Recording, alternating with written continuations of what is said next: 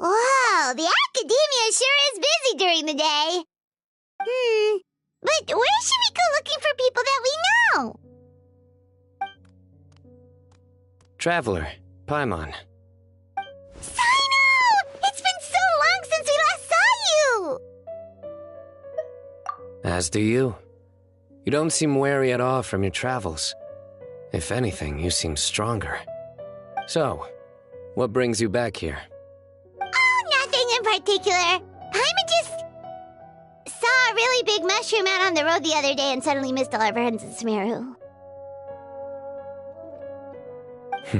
Funnily enough, we were reminiscing about you recently too. It was at a group dinner. I look forward to hearing about your travels. Something tells me we must have a lot to catch up on. Really? You were thinking of us too? What a coincidence! Indeed. Or as I call it, the Biryani factor.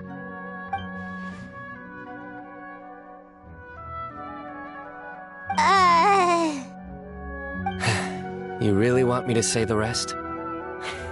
Okay. It's always rice to meet stew again. Oh, darn, he said it. You like that one, huh? You must if you remember it after all this time. Admit the truth.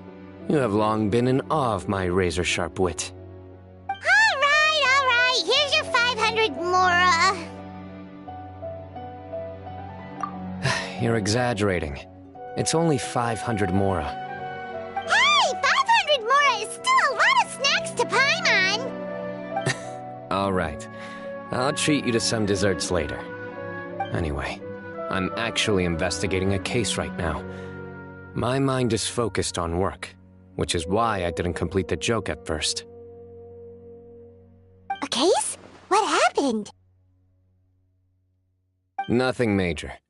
But after finding out who was involved, I decided, on reflection, to handle this one myself. Need any help?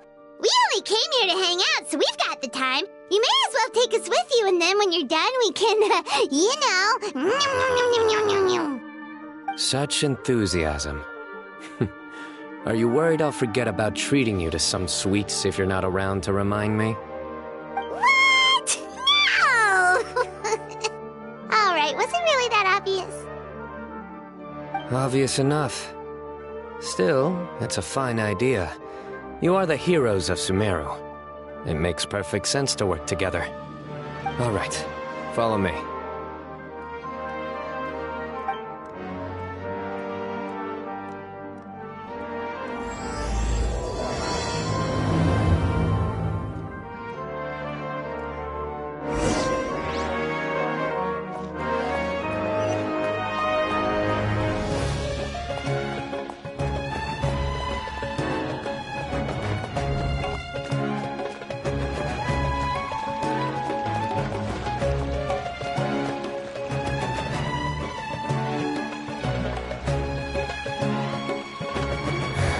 Do you see him? The old man flailing around? Oh, is he the one you wanted to talk to about the case? correct. His name is Cyrus, a former Spontamod sage. He taught both me and Lisa. Huh? Sino's teacher is in trouble? It's ridiculous. I'm just an old man who enjoys a spot of gardening, shopping, and wine. What sort of person targets an old retiree? Professor, I've brought some friends.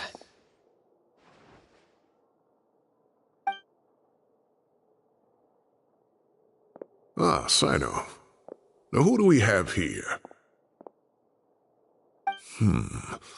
Hold on, let me think. A flying fairy dressed in white? A youth who does not seem to hail from this land? My goodness. You must be the legendary traveler in Paimon. I've heard all about what you've done for Sumeru. Wow, looks like we're really famous. I've told him about you before. You are my friends, after all. That's right. Let me summarize the situation.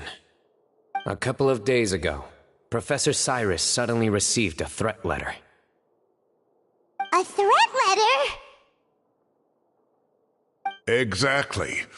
Who sends a threat letter to an old man like me, for goodness sake? This is the letter in question. Cyrus, I have uncovered your secret.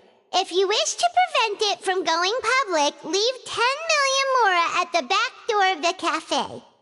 Secondly, don't come looking for me. You'll never find me. But I will always be watching you and all of your secrets. Finally, if you dare to report this to the Matra, there will be consequences. Wow, they sure didn't mince their words. Clearly, this person must be desperate for Mora. 10 million mora, what a joke. I'm just a single retiree with nothing to my name beyond the tomatoes in my garden. Where do people think I'm hiding 10 million mora, huh? In my tomatoes? There were no witnesses, so currently the letter is all we've got. So, Traveler, Paimon, let's put our heads together. Paimon's ready too! All right, take a look. Do you see anything suspicious?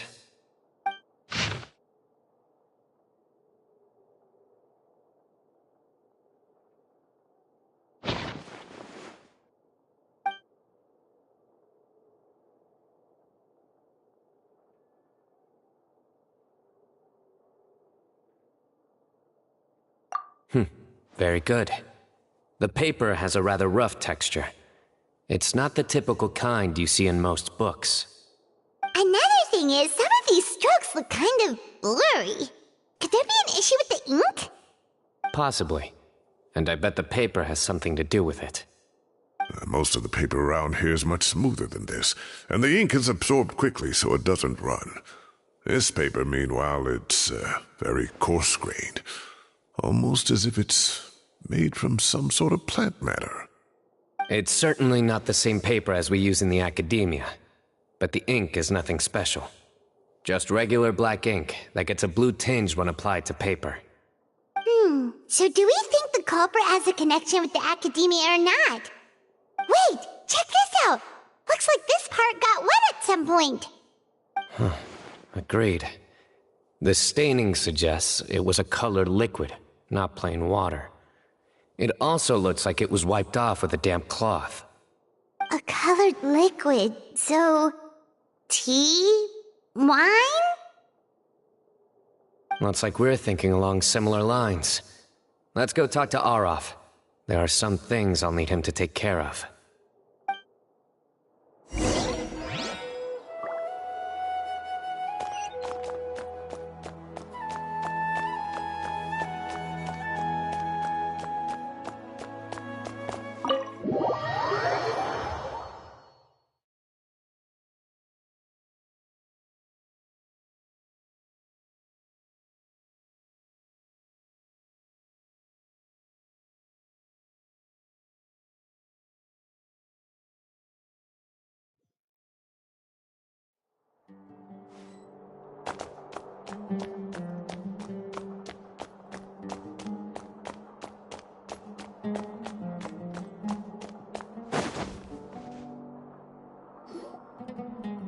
Arav.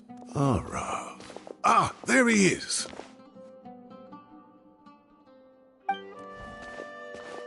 Mahamatra Sino. Sir Cyrus. Ah, and the Traveler and Paimon. It's been a while.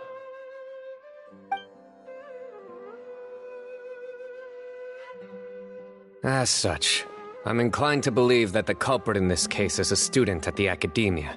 Somebody young and strapped for cash. Oh, one last thing. I'd start your investigation by taking a look at the cafes in the city. Oh, of course! You think the culprit spilled their coffee on the ladder, huh? They do look like coffee stains to me. Also, if I'm not mistaken, the letter is written on a type of scented paper that has aromatics added during the manufacturing process. The kind often provided as writing material for customers in cafes and taverns. Ah, of course. Yes, like they sell in the gift shops. I remember now. Zaha Hadid bought some a while back. She said she was going to use it as wrapping paper for a vase. Understood. I'll assemble a team to investigate the points of interest immediately. You have my gratitude. One last thing. Send some Matra to guard the entrances and exits of Sumeru City.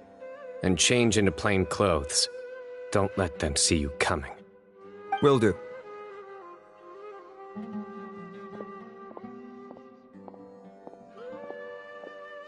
Great thinking, Sino. So, where do we think the culprit's at right now?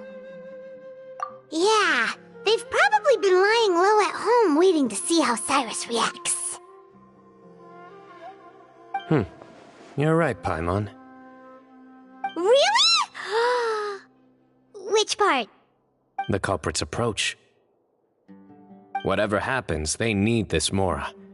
But just because they warned Professor Cyrus not to go to the Matra, doesn't mean they know what he'll do next. So, like you said, they need to wait and see.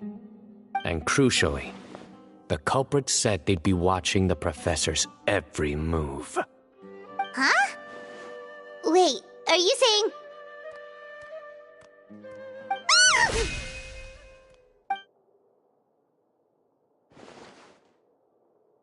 Found you! What are you doing? You wrote the threat letter!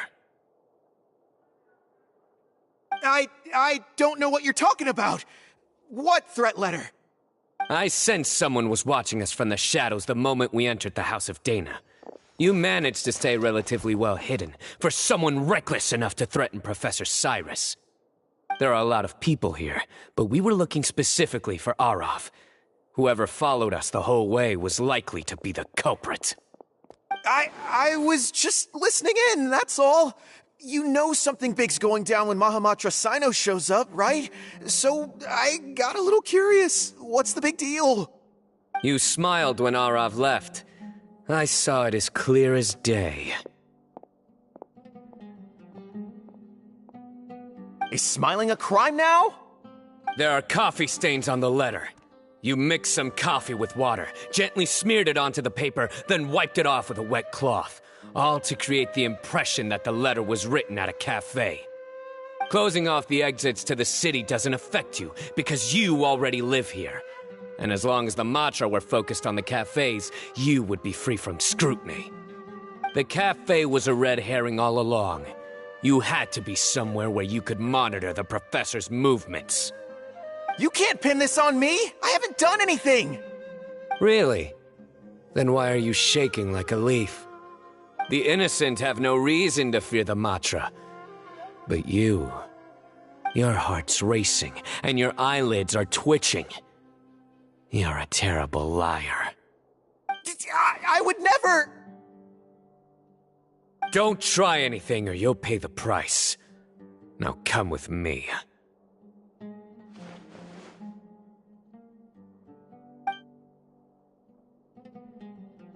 Well, that was over quickly. Sino already caught the guy.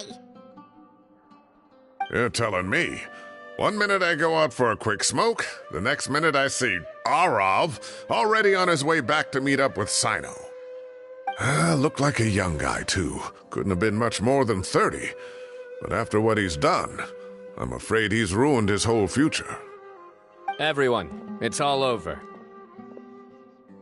Gosh, that was so fast! The culprit's name is Uraka, a 16-year-old student in the Rataoish Darshan. Huh? 16? Cyrus thought he looked 30-something!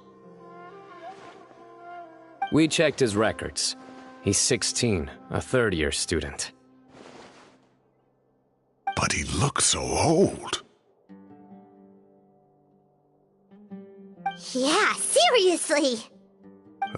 Foolish child. He's too young for the criminal life. What the devil drove him down this path? We questioned the culprit regarding his motives. Oh, just spit it out. Nothing can surprise me at this point. Very well. It's our understanding that Uraka is a mediocre student who has been underperforming in his classes. He started taking extra tutoring to improve his grades, but developed a gambling habit around the same time and lost a lot of mora. Down on his luck, he went to the tavern for a drink and overheard some people chatting about Sir Cyrus's comfortable retirement. They mentioned that he's always arguing about his tomato plants with some old woman on the street. Some old woman on the street? Goodness gracious, has that rascal attended a single one of his classes? That old woman is Kasharwar's very own professor, Zaha Hadi. How can he not know who Zaha Hadi is? Is this going somewhere? Oh, right, yes. So another thing. We don't just argue about tomato plants. And what are they trying to insinuate by comfortable retirement? A man grows a few vegetables and suddenly he's living a life of luxury? Maybe it's more the fact that you have the time to grow vegetables in the first place. Uraka mentioned he'd heard a rumor, alleging that Sir Cyrus illegally obtained a large sum of money from the desert before retiring, and kept it for himself instead of reporting it to the academia. Uraka believes this money to be the reason why Sir Cyrus hasn't kept up with any academic research or other projects since his retirement. And given your advanced age, he thought you'd be an easy target to blackmail. Oh, Uraka. I'm at a loss for words. I'm so angry I don't know where to start. People make up rumors all the time. I am quite confident that Professor Cyrus has never embezzled a mora in his life. Arav, you'll have to find some excuse to interrogate Uraka again later. I need you to deliver a few firm fistfuls to him on my behalf. I completely understand how you feel, Sir Cyrus, but I'm afraid that course of action goes against the Matra's principles. Professor, there's no need to be childish about this. Oh, come on. I was clearly joking. Okay. Where does this go from here? The academia will determine the appropriate disciplinary action against the student. And as for the individuals spreading rumors about the professor's obsession with tomatoes and some old woman on the street, there could be a slander case here. The Matra will continue to investigate. Who said I'm obsessed with some old woman on the street? Mind your wording or you'll start a whole new rumor. You seem confused. Oh, don't you understand? Uraka is just a young boy who made a very rash and very stupid decision based on some groundless rumor he heard. Besides, I didn't actually hand over any mora to him. The whole thing sounds a lot worse than it is. All it costs me is a little reputational damage. That's all. Please rest assured, Professor, that the academia will issue a fair and reasonable punishment. Yes, I have no doubt about that. But as a former educator, I'd still like to have a serious conversation with the boy's parents. Their family lives in the city, yes? Correct. We looked into the family. Both parents are merchants and they're often away on business. They've never taken much of an active role in their children's lives. Oh, what a mess. You don't have to seal the evidence away yet, do you? I'd like to have that letter back for the time being, if possible. I need something concrete for when I talk to the family tonight. We have to show them how serious this situation is. The relevant authorities have already reviewed the evidence and are now discussing Araka's punishment. You can hold on to the letter for now. Just make sure to return it within a couple of days. Oh, so you'll be able to close the case in 2 days? Give or take. Cases like this are quick to resolve. Very good. Well, thank you for all your help.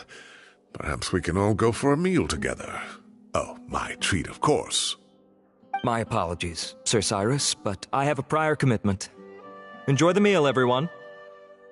Ah, I see. Well, that's a pity. But Sino, you have to come. You found the culprit at record speed, and I owe you for that. Ah, and isn't Tainari in town at the moment? Bring him along, too. Wait, you mean Tainari's in the city? He is. Tainari's master, Sir Nephis, called him and Kale to the Academia to help out on a project. They should be at Nephis's office at this hour. Though I must say, I'm surprised you're extending an invitation to Tainari. Did you do something to offend Sir Nephis? Don't be outrageous. Nephis offends me all the time. It's never the other way around. Anyway, hurry up and fetch Tainari. I'll head over to the tavern with the Traveler and Paimon. See you there. Go on now. Don't keep us waiting.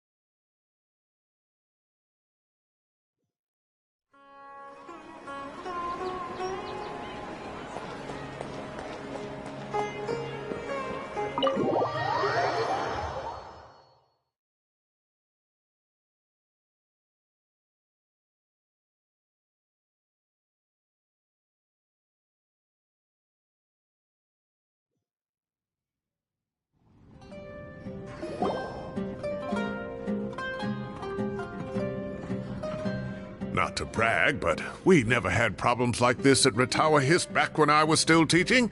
And if you don't want to take my word for it, you can ask them. They were students at the time. They'll tell you what it was like, won't they? I was out in the forest at least 4 days a week back then, thanks to a colossal workload from Master. It wrought havoc on my poor tail, so I didn't exactly keep up to date with what was going on at the Academia. Most of what I know, I heard from Sino after the fact. Professor's become a lot more laid back in his retirement. He used to be far stricter, and was especially known for being extremely principled. Wow. It's hard enough to stay true to your principles as a normal person. I can't imagine doing that as a sage. It's a pity Kale wasn't around at the time. I would have happily taken her on as a student. And then we'd have one more person who has to address Lisa as upper-class woman. Really? Can't you just call her Lisa? She seems to prefer it when people treat her like an older sister. Oh, believe me, back when she was a student, nothing made her happier than the younger students acknowledging her seniority. Whoa, more food? Are you sure about this? We don't want to take advantage. Oh, don't worry about it. Order whatever you like. And if it's not enough, order some more. After all your help today, treating you to dinner is the least I can do. I thought I heard some familiar voices. Ah, and Sir Cyrus is here as well. Oh, Kaveh, it's been a while. Zahahadi was talking about you last month. How have you been? I've been all right, thank you. You're looking very well, sir. I'm glad to see it. Have you eaten yet? Care to join us? That's awfully kind of you, but I had a late lunch, so I'm not really hungry just yet. I'll have dinner a little bit later tonight. I just came to Lombard's to buy some wine, and when I heard some voices I recognized, I thought I'd come and say hello. So what's the occasion, anyway? Some sort of celebration? Consolation, more like. You wouldn't believe the day I've had.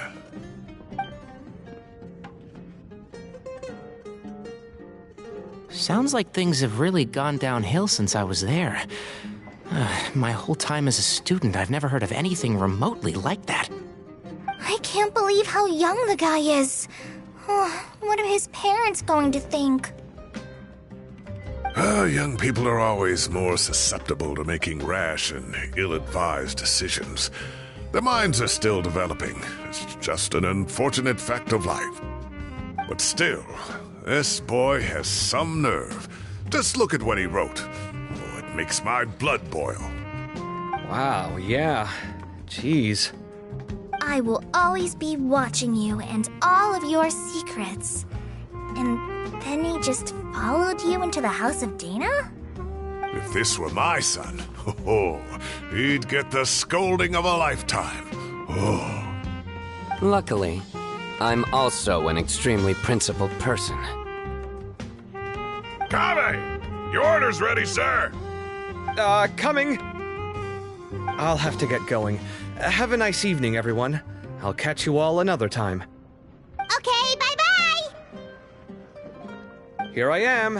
The coffee beans are in here too. Yep, it's all there.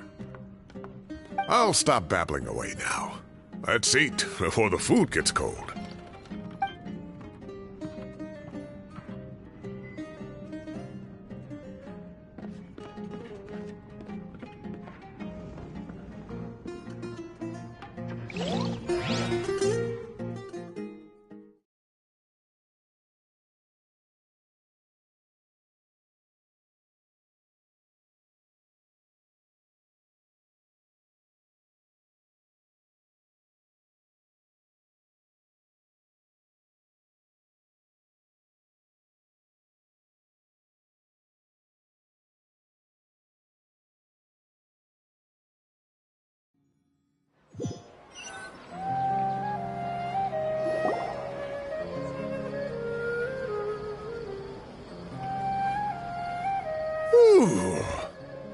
Oh, too tasty.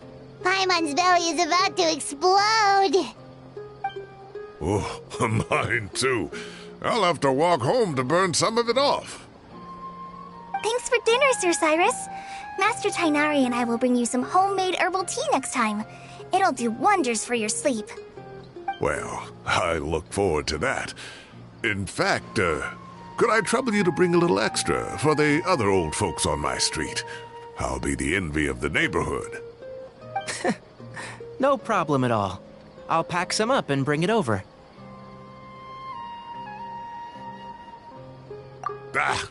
I'll see you all later. I better head home now and tend to the crops. Good night, Professor. Don't let those tomatoes keep you up too late.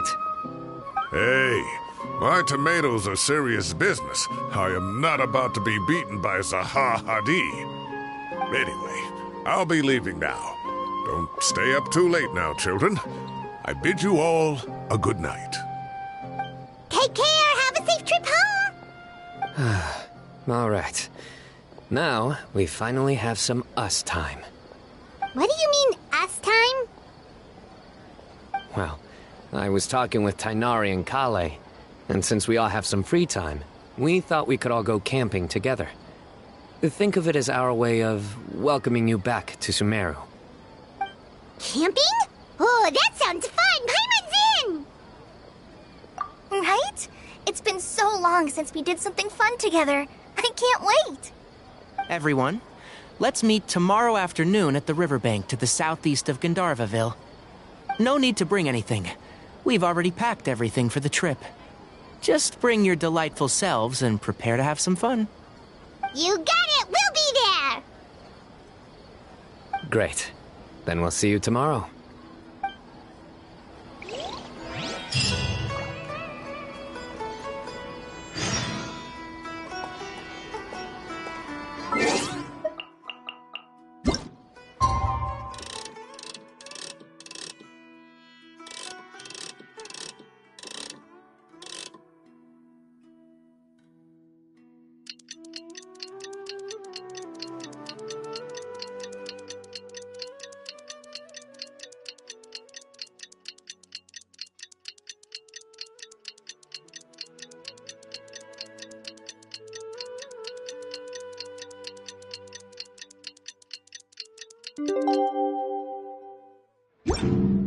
Staring into my eyes is Time to set off! Let's head to the southeast of Gandharvaville and meet up with the others!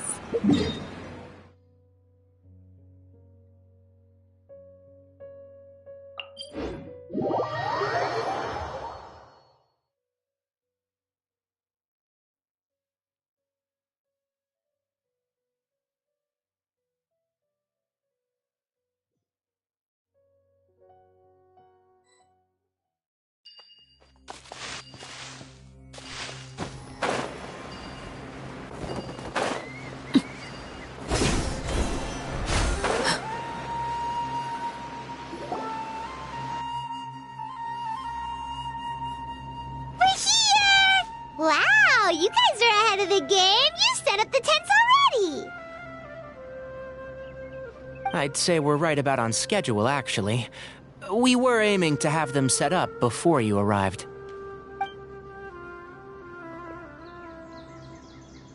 Traveler, Paimon, let's go fishing together.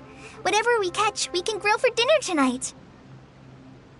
You got it! Dinner's on us tonight!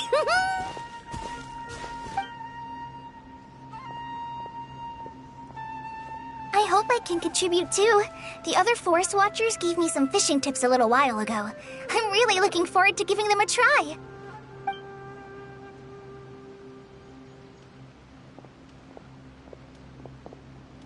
I saw some very appetizing mushrooms in the area, so I gathered a few for us. I'll leave them here along with some fresh fruit. Wow, camping with a Forest Watcher is the way to go! They think of everything! And even if they don't, they can improvise! This is true. I don't think I've ever had a single rough day in this forest. So, how has everything been going for you? Well, there's been some high points and low points, but we've had some unforgettable experiences along the way. I see. Oh, in that case, you should try a valberry. I bought some from the market this morning. A valuable suggestion. Just don't bury your feelings using food. All I wanted was to recommend something bittersweet. Oh, I have a sudden craving for fruit tea. I'm gonna go fetch some stuff. Bye!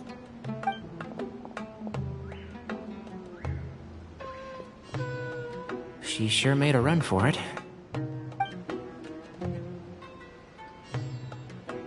Unbelievable! She made a run for it!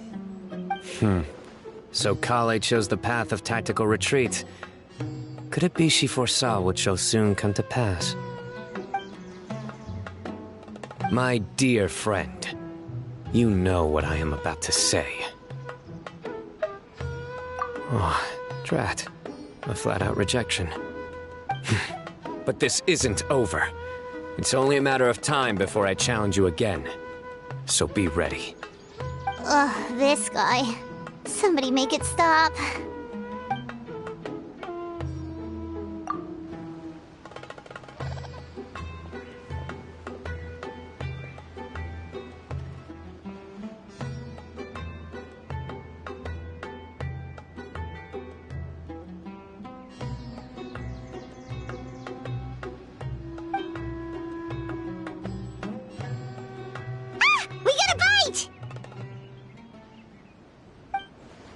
I'll reel it in.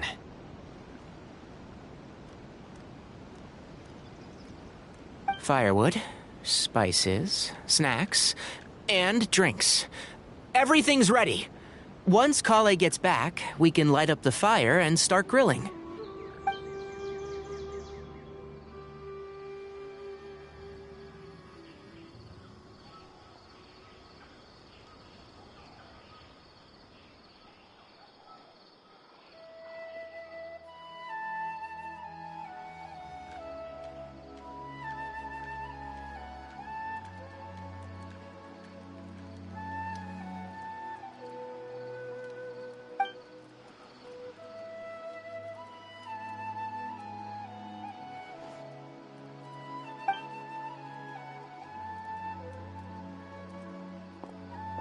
There are 3 tents.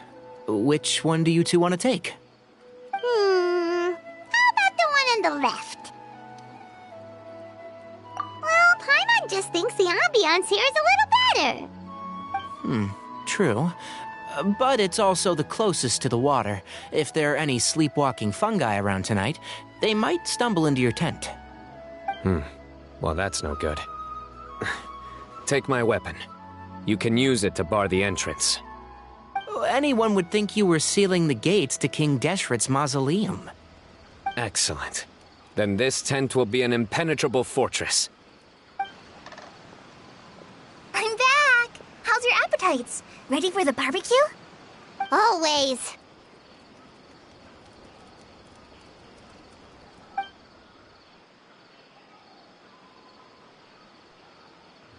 Oh, it smells so good. Paimon's drooling. Someone sure is desperate to eat. I think it's time to add the seasoning. How do you like your skewers? Well done? Medium? Rare? Wait, what? Isn't that just for steaks? Hey, if it works for steak, maybe it works for other things too. Medium well for me. Okay, these are about ready now then. It'll be a few more minutes for anyone who wants theirs well done.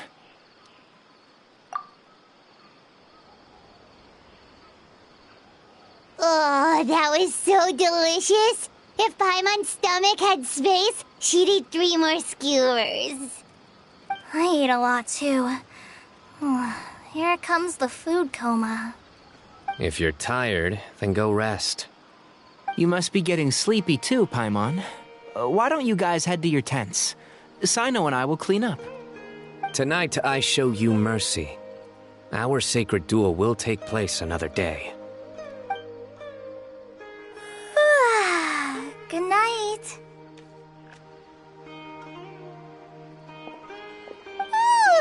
Paimon's struggling to keep her eyes open. Oh, don't forget this. The Staff of the Scarlet Sands. Wait, you were actually being serious about that? It's a very powerful weapon. Try it. Paimon can't even lift that thing. Fair enough. You sure you don't want it? Yeah, Paimon's sure. We'll be fine. And even if we do get an uninvited guest in the night, Paimon will be here to take care of the traveler.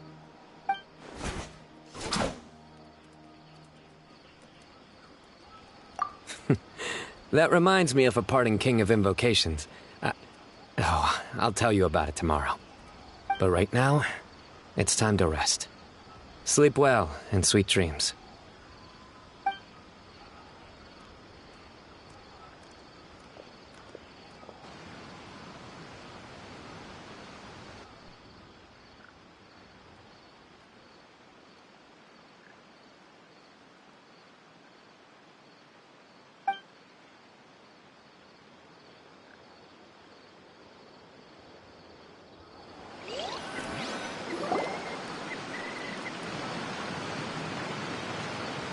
I think they should all be here. Traveler? Paimon? Are you in there? Could you come outside for a sec? Look at this.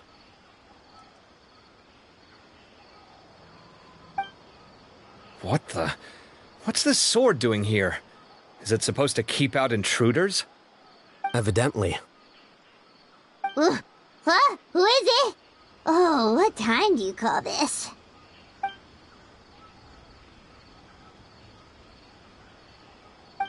Paimon's gonna take out the sword. Yeah!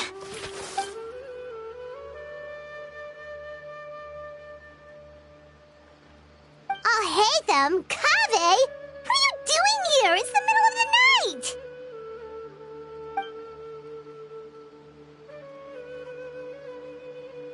Sorry to wake you up at this hour of the night, but we've got a situation on our hands.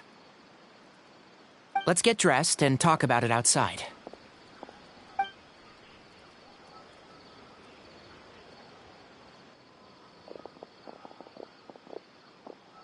Something has come up. And since it pertains to Cyrus and Sino, I deemed it essential to inform you all. Whoa, back up. Let's start from the beginning.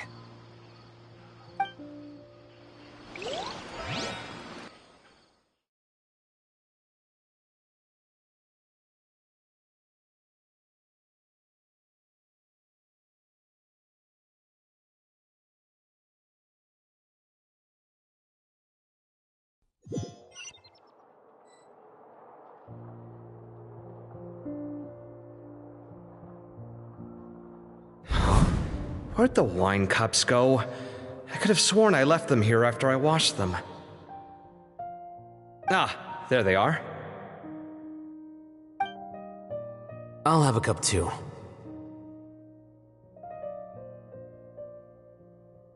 Can you see if the cookies are still on the table?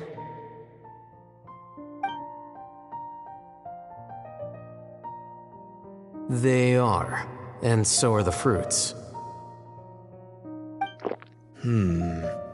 Oh, this is so bland.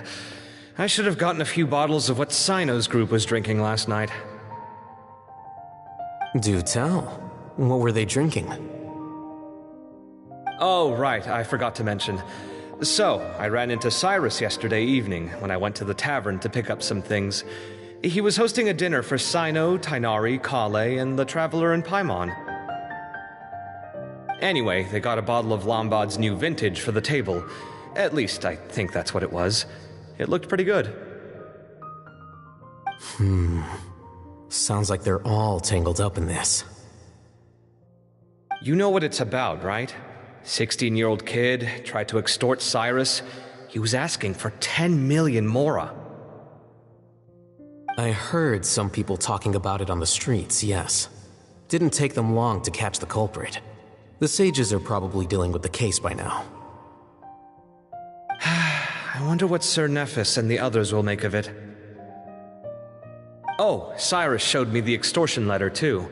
It was crudely written, but the paper had this beautiful pattern on it that I've never seen before. Really caught my eye. Give me a sec, I'll sketch it out for you.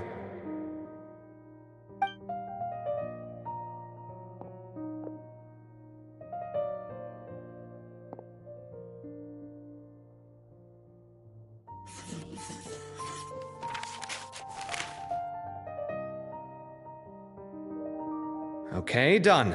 Take a look. You see what I mean? I don't think I've ever seen writing paper like this around before. God knows where the culprit got it from. Interesting. These are all motifs associated with the tribes of the desert. What? Really? Take this, for instance. Looks like an outline of a spire, similar to the kind found on some ancient palaces. And the crisscrossing and mirroring here, I recognize that too. It bears a striking resemblance to an ancient emblem, one that hasn't been used in a very long time. Whose emblem is it? It's the emblem of the Temple of Silence.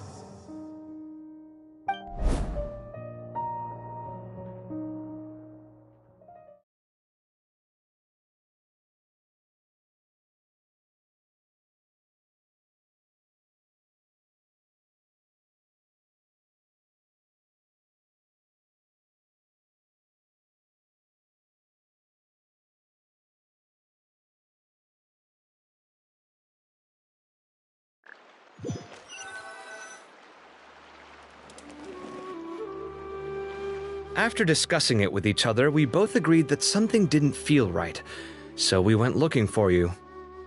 This was a long way to come from the city. Alhaitham figured you were probably with Tighnari, so Gandharvaville was our first stop, but the Forest Watchers told us that you'd gone camping. Then, just as we were heading off to the campsite, we ran into Sino. He said he was on a supply run. We exchanged a few words, and then he ran off. Hold on, so what's the deal with that emblem you were talking about? The Temple of Silence, you said? What is that? Should we be worried? Is everything okay? Give me a second. Let me get Kale.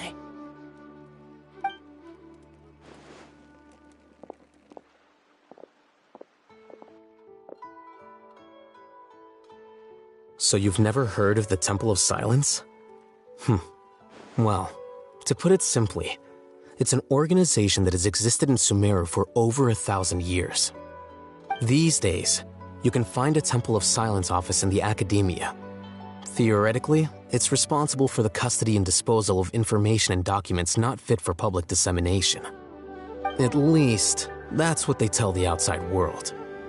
In truth, it's essentially a vestigial institution nowadays. There's an office with their name on it, but it's functionally obsolete. Historically speaking, the original Temple of Silence is said to have been established by Hermanubis, one of the 7 pillars of King Deshret and the greatest of all sages. Most of the organization's members hailed from the desert. By contrast, none of the Academia Temple's current members are from the desert region, nor do they use any symbols connected with the desert folk. So the Temple of Silence at the Academia is just a fake? Wow. It's possible. The real question is, why? My guess is they're covering something up. So, how do you know all this? Sounds like some pretty top secret stuff. Did you forget? He did a stint as acting Grand Sage, and kept the pay raise even after he resigned.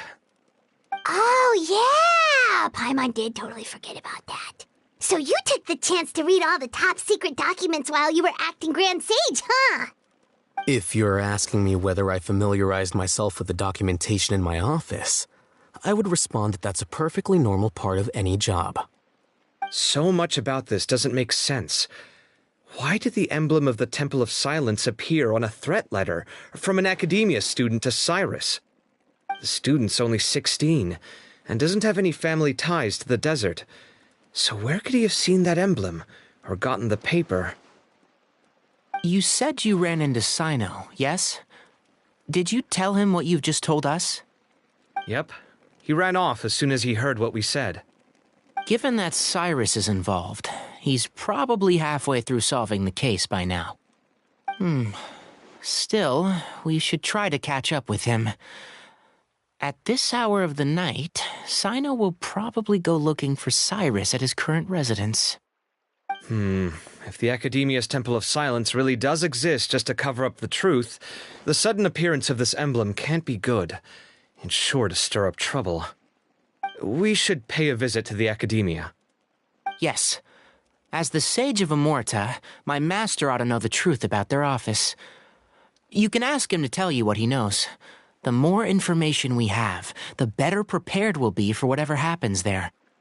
If this situation is connected to the real Temple of Silence, the emblem has to be part of a bigger conspiracy. Kale, could I trouble you to send a message to the Core of 30? Tell them to keep an eye out for Sino and Cyrus. Traveler, Paimon, you two come with me. We'll go after Sino. Sounds like a plan. Let's go. Cyrus has been living in the city lately. He rented a place near the field so he can keep an eye on his tomato plants. Then let's go look for him there.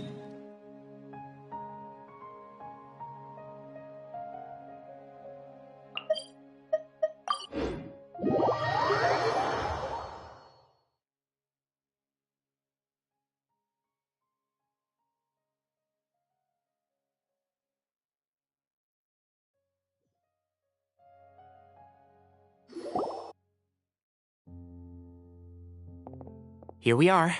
This is the place. We might be too late. Looks like nobody's home. Oh, Sino moves fast. If he was here, he's probably long gone by now. I know that voice. Is that Tainari I hear? Ah! Professor Zahahadi! Wow, so it really is you. My goodness, whatever is going on tonight? We're looking for Sino. So, he's already been here. Yes, not long ago, in fact.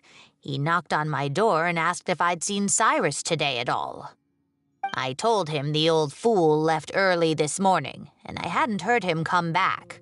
So we went to his place, and would you believe it? He's gone. Goodness knows where to. It must have alarmed Sino, because he took off in an awful hurry after that.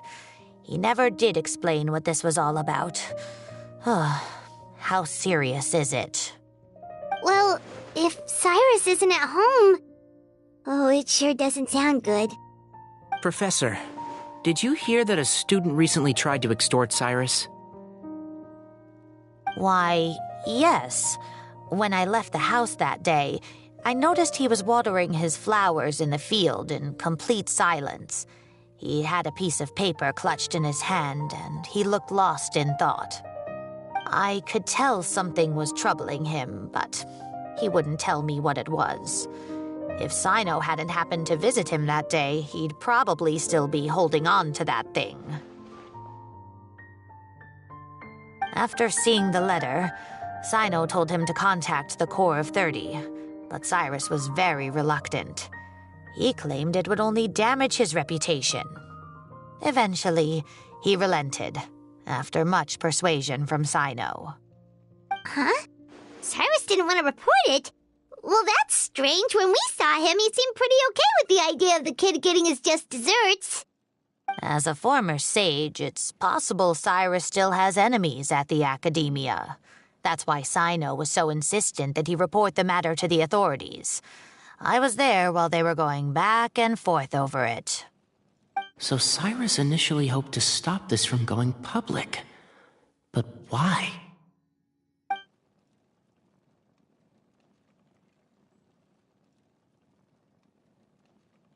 Oh, dear. What on earth has that old fool gotten himself wrapped up in? Oh, I do hope he's not in danger. Oh, I almost forgot. Sino left me this letter to pass on to you. He wrote it when he came by earlier. He realized you might come looking for him. Thank you. What does it say? Let Paimon take a look.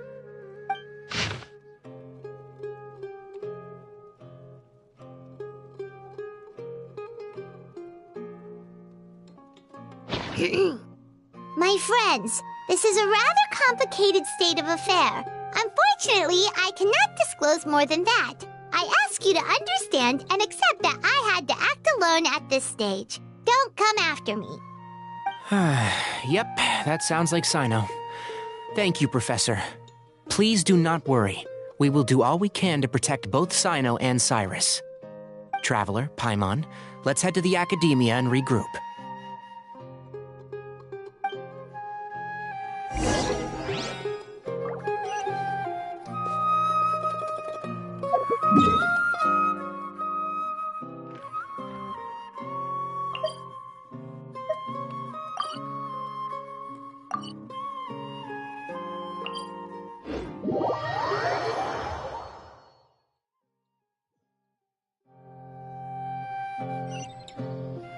Something you wish to report? Go on. You have my undivided attention.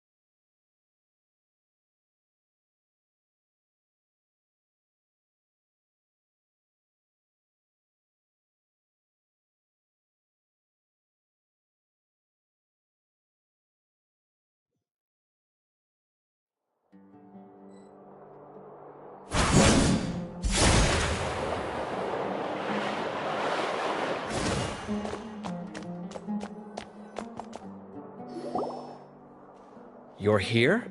I thought you were going after... I guess you lost their trail. We went to Cyrus's house. No one was there. Sino got there before us, but he was long gone by the time we arrived. He didn't say where he was going? No, he left us a letter and told us not to go after him. Can't say I'm surprised. Typical Sino. Anyway, some updates on progress on our end. I drew the emblem from memory again, but in more detail this time.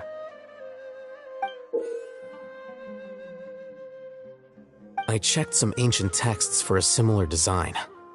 The one I found was a little blurry, but the similarities in the general form and certain details were clear enough to confirm a match. Yeah, and we're lucky we found anything at all. It turns out the emblem was all but lost to history. We scoured the entire Academia collection, and that book was the only one with a record of the motif. Meanwhile, Arav managed to get Uraka to disclose his source. The one who told him about Cyrus's embezzled funds was a young man from the desert. According to Uraka, he had a striking presence and was well educated. Apparently, the two met in the tavern over a game of cards. The guy claimed to be in the city for business as part of a merchant caravan. Uraka was intrigued when he heard what his new acquaintance had to say and brought up the idea of extorting Cyrus for Mora. The guy encouraged him to go ahead with it, then handed him some pen and paper to write the letter. I see. So it could be that this person planted the paper intentionally. So, how do we find this guy? Did Uraka say where he is? He doesn't know. He claims not to have seen him since that day in the tavern. The man gave him some tips on how to carry out the extortion, but from then on, Uraka was acting alone.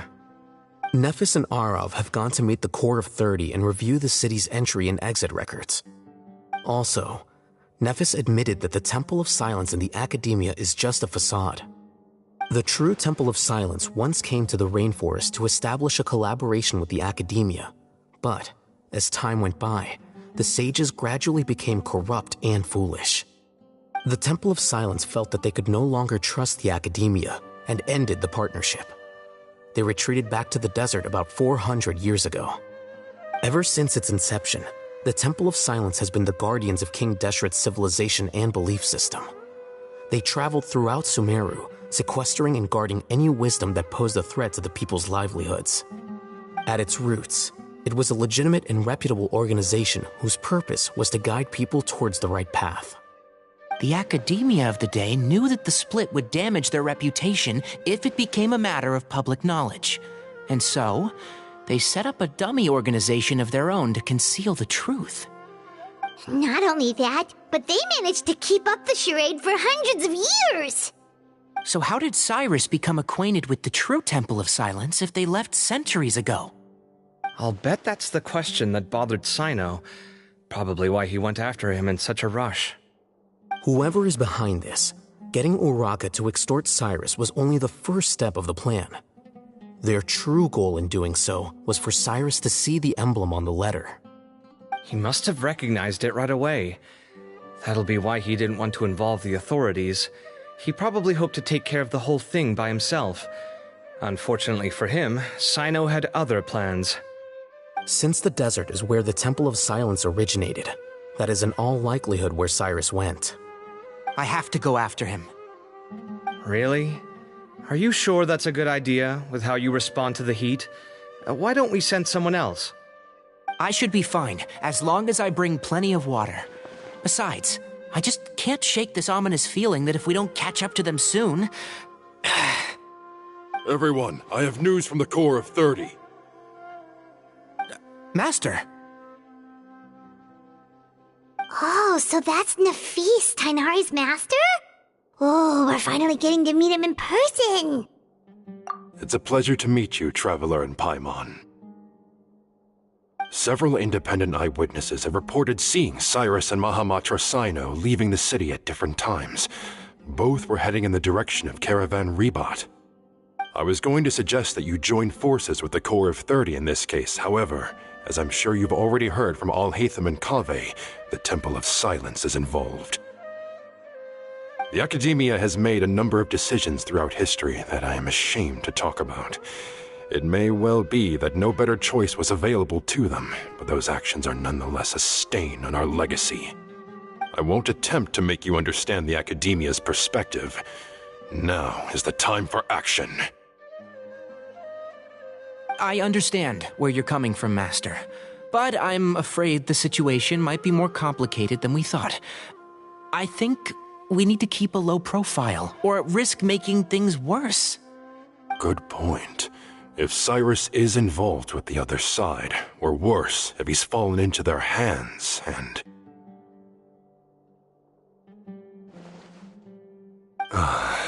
Everyone, we have to get Cyrus and Sino back safely. We cannot afford to lose them. Need our help? Whatever you need, we got you covered.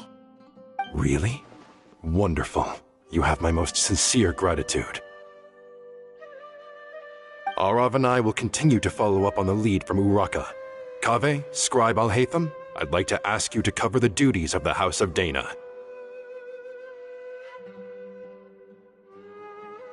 Tainari, you are planning to go into the desert, correct? I am. Kaveh, I'll be okay.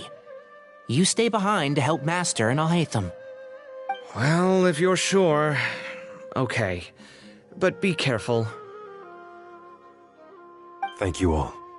Arav, let's go.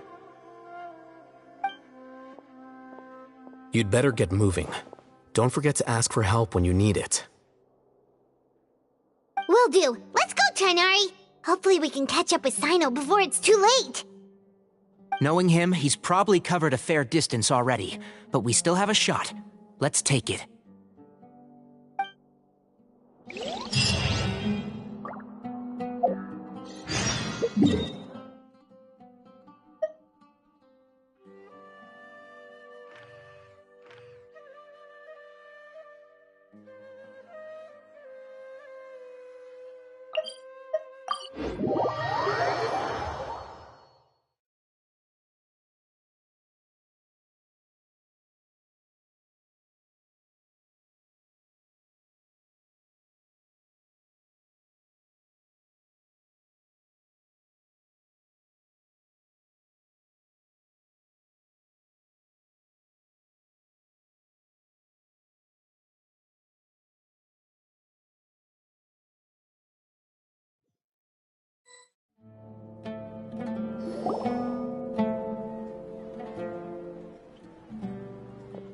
Okay, we made it to Caravan Ribat. Where should we go next? Maybe we should ask the nearby guards if they've seen anything. Hold on. Look over there. Is that Dia? You sure you want to brave the desert alone? I mean, it's your choice at the end of the day, but still. It's not my first time. I'll be fine. Sino. If you're really going to go through with this, then at least take our advice. When you're packing for your trip, budget for 5 days more than you plan to spend out there. Makes sense. Okay, I'll go get ready. Thought we might find you here. You're trying to retrace Cyrus's steps, aren't you? Didn't I tell you not to come after me? I thought I had a good lead on you. Well, sorry, but we never agreed to that. Why would you go off on your own like this? Nothing personal. It's just a complex situation. And I'd rather not involve anyone else if I can help it. Takes a special kind of person to get Sino chasing them all the way out to Caravan Ribat. But why so coy today, huh? You only gave us his age and description. Why can't you reveal his name? Is he Sumeru's most wanted or something? Oh, also, hey guys, it's been a while. Dia and Candace! So nice to see you. Actually, seeing all of our friends is the whole reason we're here. You're looking well. Glad to see it. Candace and I came to Caravan Ribat on business. We ran into Sino as he was asking about some elderly gentleman's whereabouts. Some people say they saw him. Guess he stood out as an older guy heading into the desert alone with just a sumpter beast in tow and very few supplies. That's gotta be one heck of a story there. Sino, it's okay if you can't tell us anything about the case. But let us know how we can support you. We're here to help however you need.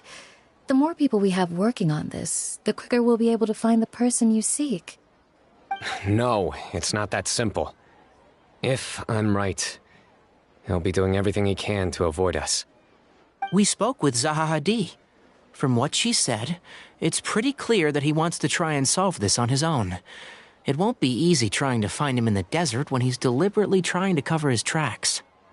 Sounds like this is far more complex than we imagined. Still, if he started from Caravan Rebot, the chances are that his route took him past Aru village. You may as well ask if anyone there has seen him.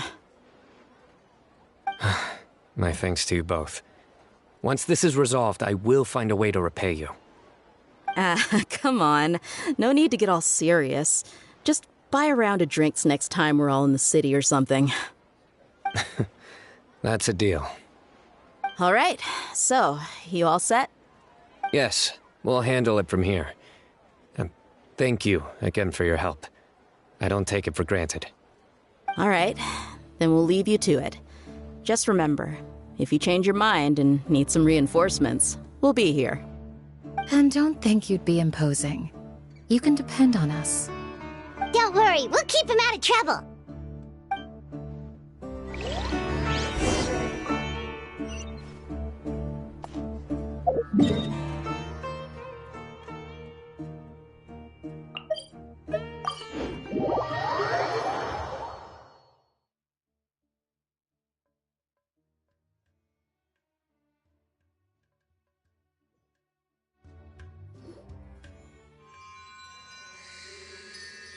Hold on. There's a few things I'd like to clear up. Go on. So, after you left the campsite, we had a longer talk.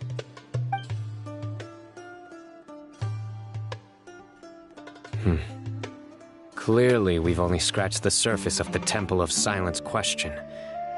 It doesn't surprise me at all that the one in the academia is a fake. Do you have any connection with the Temple of Silence? I do. I trust you're all aware of the spirit that gives me my power. Hermanubis, the original founder of the Temple of Silence. Due to my unique constitution, I was put through a number of trials in the desert when I was younger. Later, I met the professor, and he brought me to Sumeru City. But my memory of that time is hazy. I can't recall much. It's a good thing that Kaveh noticed the emblem on the letter.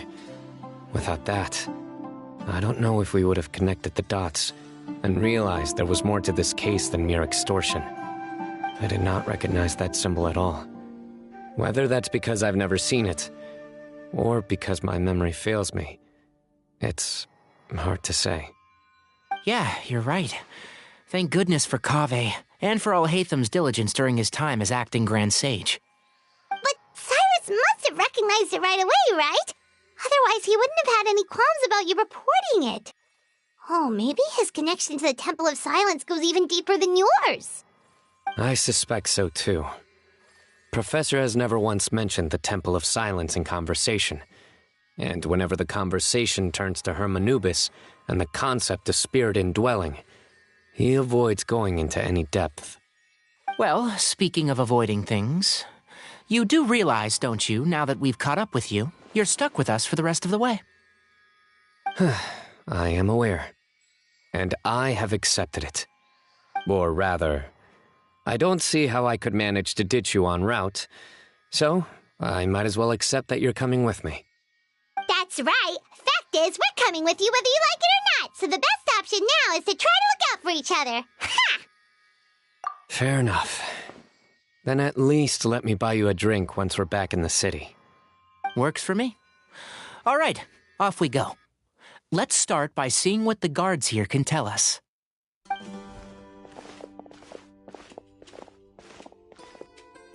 Hello.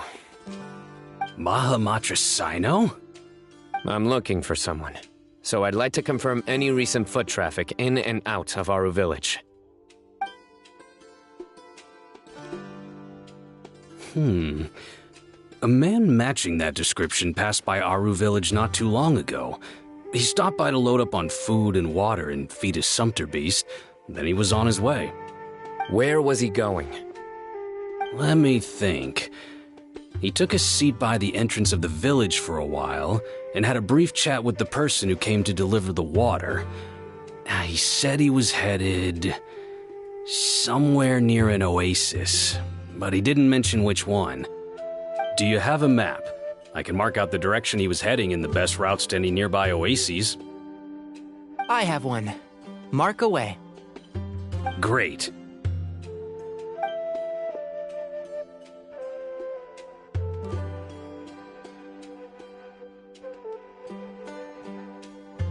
There you go. Thank you so much. You were a great help. You've got a really good memory. Ah, you're quite welcome. Just doing my job. Best of luck. I hope you find him soon.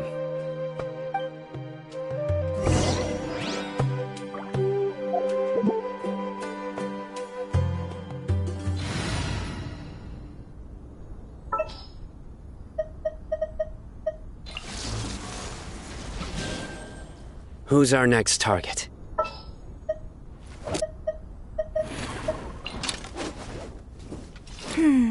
Which opera shall we perform today?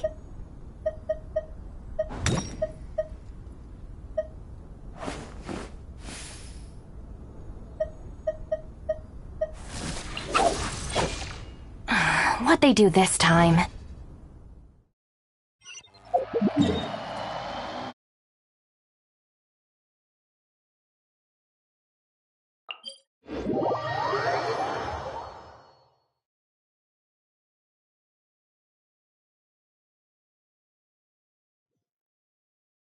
A familiar sight.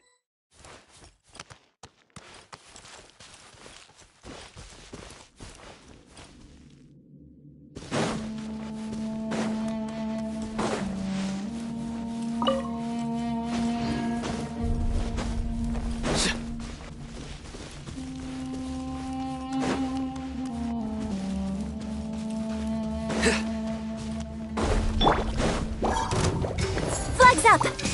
And leap! Stand with me!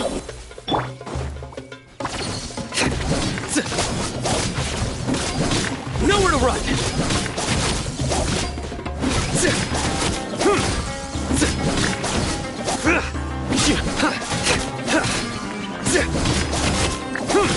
Futile!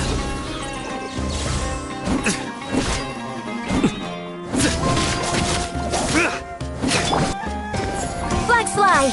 Observe! Break a leg! Surrender!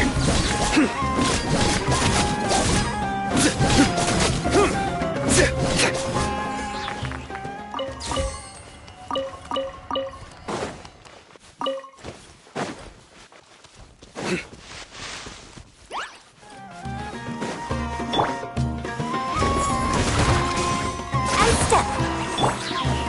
I'll settle this! Dissipate!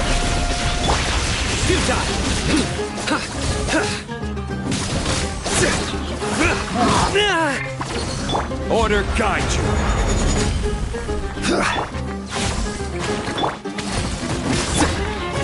Flags up! Strike is won! Through me, justice is served! You stand condemned! Guilty!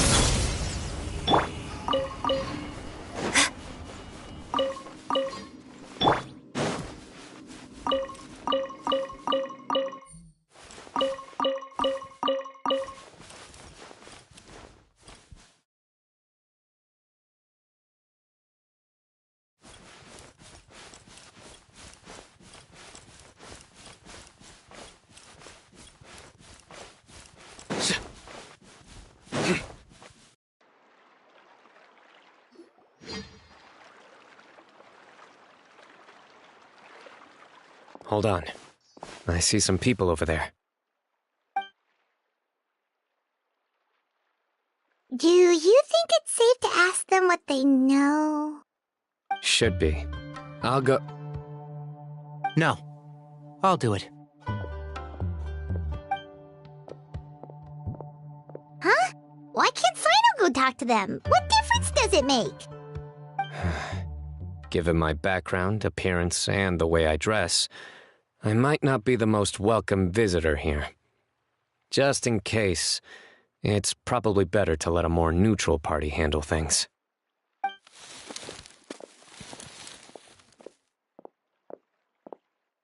Ah, hello there. I hope I'm not interrupting. My friend and I are looking for an elderly man who's gone missing around these parts. Any chance I could ask you a couple of questions? Oh, a missing person, huh? Sure. What do you want to know?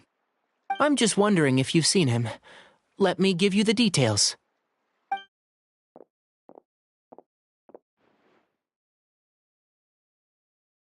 So, a silver-haired guy in a long robe, culture type with thoughtful eyes, and he's traveling alone. He'd stand out like a sore thumb around here. Yeah, sounds like the kind of guy we'd remember if we saw him. He's looking behind me.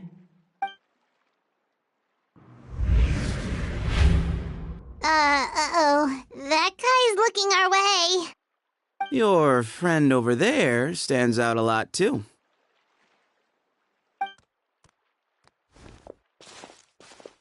Hey, aren't you Sino, the General Mahamatra?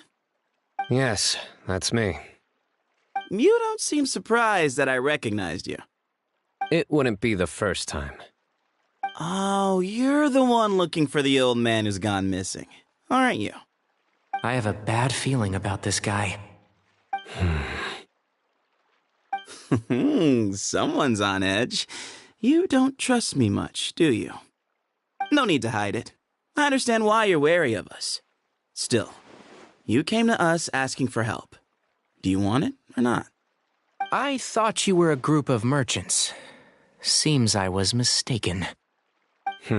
Your henchmen don't look like much, but something tells me they put up a better fight than most mercenaries.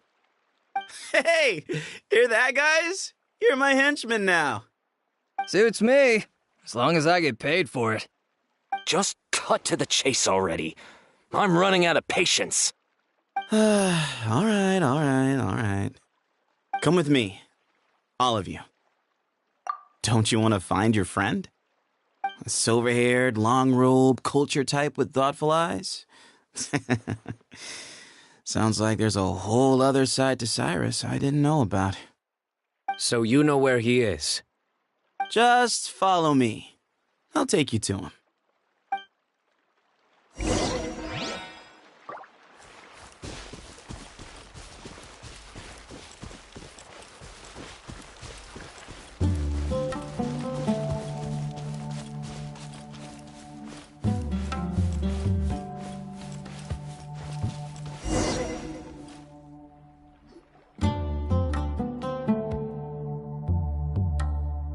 And here. What? Where are you looking? There's nothing here. Please step back. Whoa! Something's coming out of the ground! What is this enormous building doing here? And how was it so well hidden? King Deshret's technology? Wait, so... Hold on, who are you guys really? Is this the Temple of Silence? So you're a member? All good questions. There'll be plenty of time to address them later.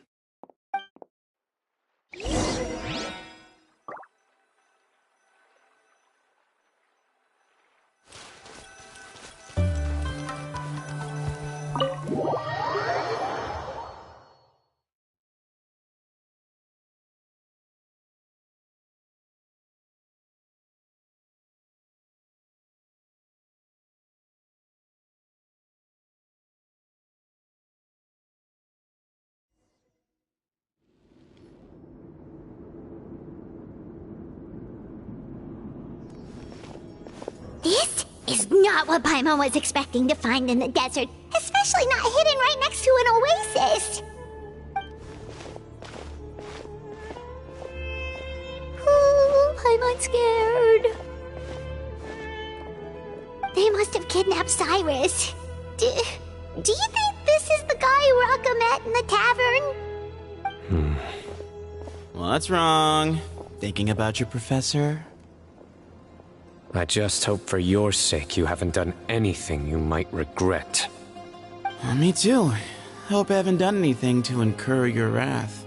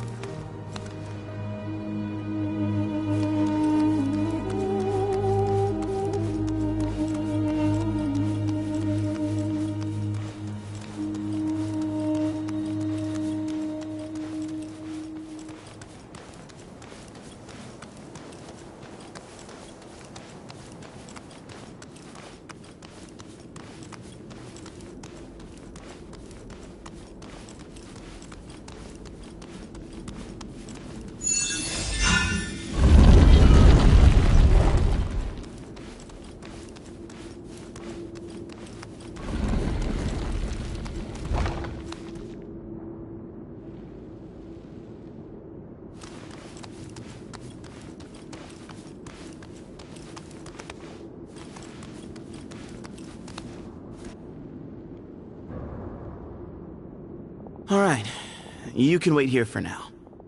I'll inform our leader that you've arrived at the Temple of Silence. Sit tight until he comes to greet you.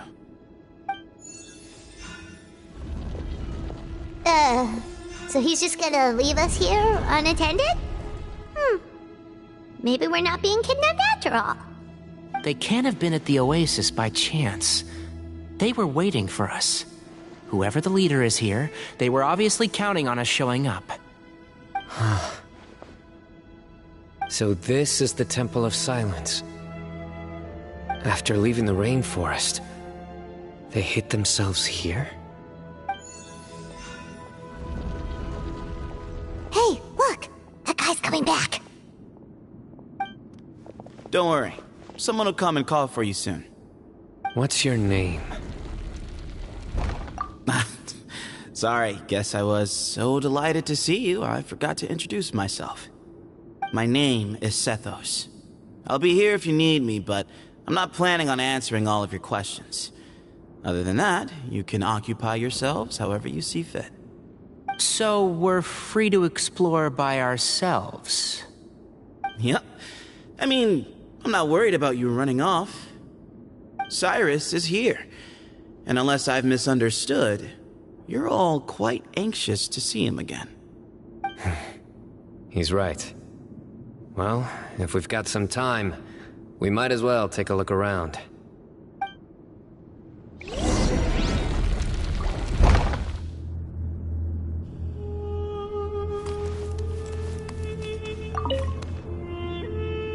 Hey, Sethos! Have you got some time to chat? Sure. Although, I'm assuming by chat, you mean you have questions for me? I don't blame you. Anyone else would. Not often. The Temple of Silence is a place of quiet and solitude. We don't get too many visitors. Yes, that was me. Although, tricked is a stretch. He was asking everyone in the tavern about ways to make some easy money. He insisted that nothing was off the table, even if it broke the law. So, I told him that Cyrus had embezzled a large sum of mora from the desert. So you framed Cyrus for a crime that he did not commit? No.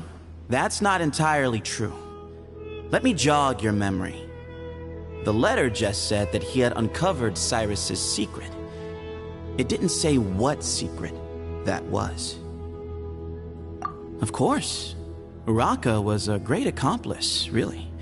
Very cooperative with a little bit of wine in him. Did exactly what he was told. And not much of an original thinker, though. It doesn't surprise me that he struggles academically. Why did Cyrus leave for the desert as soon as he received the letter? You'll have to ask him that one yourself. Certain things I can't answer for him. I'm neither judging nor defending him. All you need to know is that he recognized our emblem, and it was his own choice to take the bait. What kind of question is that? He's the General Mahamatra. Everyone in Sumeru knows who he is.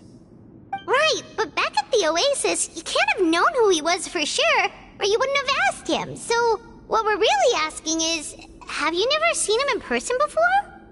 I've lived in the desert my whole life. Guess you could say I've never had the pleasure. Ugh, why does Paimon feel like this guy's not being straight with us? Come on, we've only just met. If I give you all the answers up front, you'll have nothing left to look forward to. Nope, not once. Really? I have no need to go there. Not when the taverns are full of the Urakas of this world. Besides, we're well aware of what goes on at that place. Spies? It's not as clandestine as that. The city gates are wide open. Anyone's free to walk in. You can find out all you need to know just by walking around town and hearing the word on the street. Mm-hmm.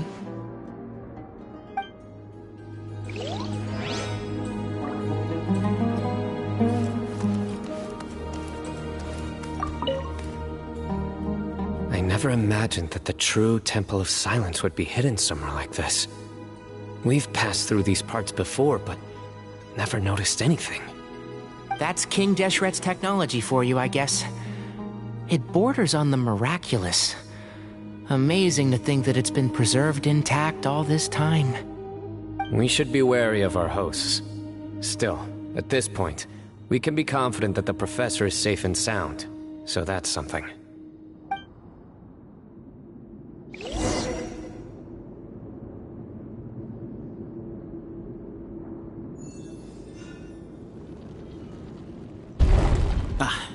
Here he is.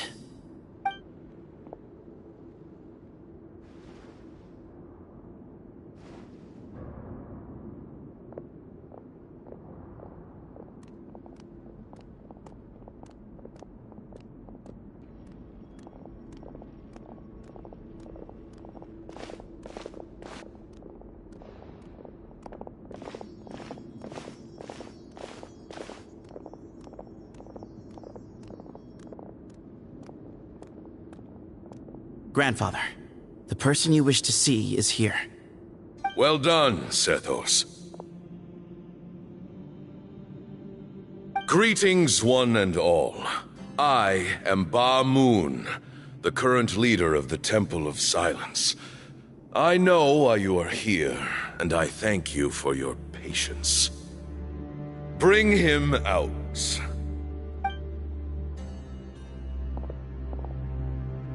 Professor! Cyrus, are you okay? Watch what you're doing! Oh, my apologies. We have no intention of causing you distress. But you must understand, Cyrus is of great importance to us. We had to find a way to bring him back to us. Cyrus owes me his life. And to the Temple of Silence, he owes a debt of gratitude. I let him go a long time ago, but now, the time has come to demand payment. I wanted to end my feud with this old bag of bones before you caught up with me. But you got here so quickly. Just leave, Sino. This is a matter between us two old men. You're all too young to get involved. So that's why you didn't want to report the letter. You'd made up your mind to come here from the beginning. You only left in such a hurry to try and throw us off your trail. Some things in life catch up with you, no matter what you do. You shouldn't have come, let alone brought the others. Sino didn't make us do anything. We came here for the same reason he did. To rescue you. We'd appreciate you telling us the truth. Otherwise, it seems a little unfair on everyone who had to stay behind. My secrets are secret for good reason. Bringing them to light can only lead to misfortune. You're afraid, aren't you? You can't bring yourself to speak of your past deeds to the students you nurtured as if they were your own children. You recognized our emblem because for many years you lived among us. Indeed, you all but became one of us. You knew as soon as you saw the letter that we, not Uraka, were the ones speaking to you. It threatened you only because you know what you did. Your own guilt convicted you. For you, Cyrus, are a traitor. You once shared your learning with us, and joined us in our mission to revive the might of Hermanubis, to bring new hope, new opportunity. But then you betrayed us. You bargained for your independence with your past contributions. And then you left, taking with you Hermanubis' might and the wielder of his power. We both know what I said to you that day. That as the leader, I grant you permission to leave, but that one day, the sands of time will catch up with you. And when that day comes, you must pay the price you owe. You really know how to hold a grudge. Hermanubis' might? And the wielder of his power? Does he mean you? Professor, anything to say? But Moon is right. I came here once before. He rescued me from the brink of death once, many years ago in the desert. When he learned that I was a scholar, he invited me to come here and revive the might of Hermanubis together. It was a great, daring plan, and one shrouded in secrecy. The Temple of Silence had been bereft of Hermanubis for too long. The strength of its faith and its warriors were waning. Bamoon proposed that we implant bar fragments, shards of Hermanubis, into the bodies of suitable vessels. If the experiment was successful, the spirit of Hermanubis would then dwell within the vessel. Many believers volunteered themselves for the experiment. But we soon discovered that the bodies of grown adults could not withstand Hermanubis' power. In the end, Bamoon offered his own adoptive grandson. One other child was identified as a suitable vessel, and his parents agreed to release him into our custody in exchange for a small fortune. These two children were our only hope for hosting Hermanubis' power. For many years, the Temple of Silence had been in possession of 2 Ba fragments from Hermanubis. As remnants of his raw power, they were exceedingly rare treasures.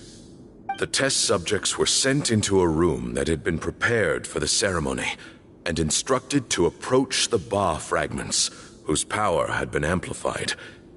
If, after some time, this power did not repel them, this would mean that they were suitable vessels. The original plan was for a 3-stage experiment: resonance, implantation, and recovery and observation. The resonance stage went quite smoothly for both candidates.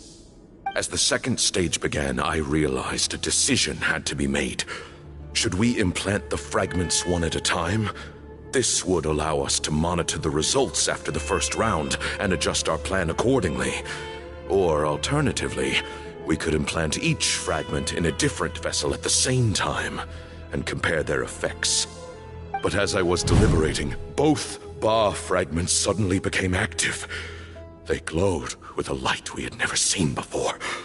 I knew that if they were not implanted right away, they would disintegrate and be gone from the world for good. Our 2 vessels had both displayed great promise by successfully resonating with the fragments. Under the circumstances, the thought of implanting both fragments into the same vessel seemed out of the question. To preserve our faith and our power, we implanted each of them with a single fragment. Ultimately, I ended the experiment and left, taking one of the children with me. In recognition of your past contributions, I chose not to send someone to hunt down and kill you both. Your lives were spared, but I have paid a great price for your betrayal ever since. I have always wanted to see you, Sino. Losing you and your Ba fragment dealt us a devastating blow. We've been in decline ever since you left. I see. So that's how I gained my power. Look, in essence, I borrowed your Ba fragment for a decade or so. And now you are seeking justice. If you want to take my life, then so be it. I'm an old man now anyway. But you cannot lift a finger against Sino. He is the General Mahamatra. Your actions would be seen as a declaration of war against the Academia. I'm sure you don't remember anymore, dear Sino, but you've met us all before. You were so young then, when we all gathered around and celebrated the revival of our Lord. You and he, Sethos, you were our final hope. You'd like me to return my power? As a follower of Hermanubis, I have allowed this power to remain in the rainforest for far too long. Now, it is time to reclaim it. That power is not yours to reclaim. Sino was chosen by the gods. You cannot take what they have bestowed. You are wrong. Sino was chosen, but he was not the only one. My child, Sethos, has the same gift as he. So those are your terms for freeing the professor? Despise me all you want. My sins are my own. The Temple of Silence is an innocent party. It is because of my foolishness all those years ago that the Temple's glory has waned. And now I must take responsibility for the decision I made back then. So what you're saying is, the power of one Ba fragment is not enough? You're asking me to return the one in my possession, so it can be implanted in him instead? Divine power causes great suffering to those who wield it. How do you know that Sethos would be able to withstand it? He is no longer a small child. But regardless, this burden is ours to bear, and your objections mean little given that you turned your back on us long ago. Both my heart and mind are telling me that what you are proposing is a terrible idea. However... Don't listen to him, Sino. That power is no more yours to give than it is his to take. You have to understand. I know. But if this is a question of your freedom versus a fragment of power, then... there is nothing to debate. Sorry to interrupt, but in my view, there are a number of contentions here that still need addressing. Say that Sino refuses to return his power, and you also refuse to release Cyrus. Then, we are at an impasse. I find it hard to believe that you went to all this effort without planning for that possibility. You're trying to gauge where we stand while keeping your remaining cards close to your chest. Well, my stance is, put the rest of your cards on the table. Then we can have a discussion. Wait, those ears... So, we have a descendant of the Valuka Shuna in our midst. Splendid! Fate smiles upon us after all. Everything we have longed for, Hermanubis will provide. Perhaps this very day we'll...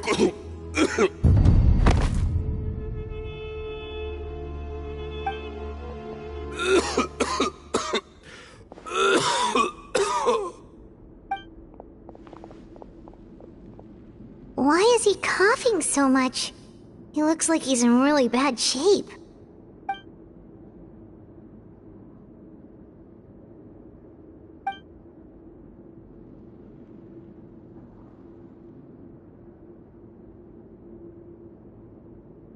Moon, you... Take our leader back to his room. Sethos, you must...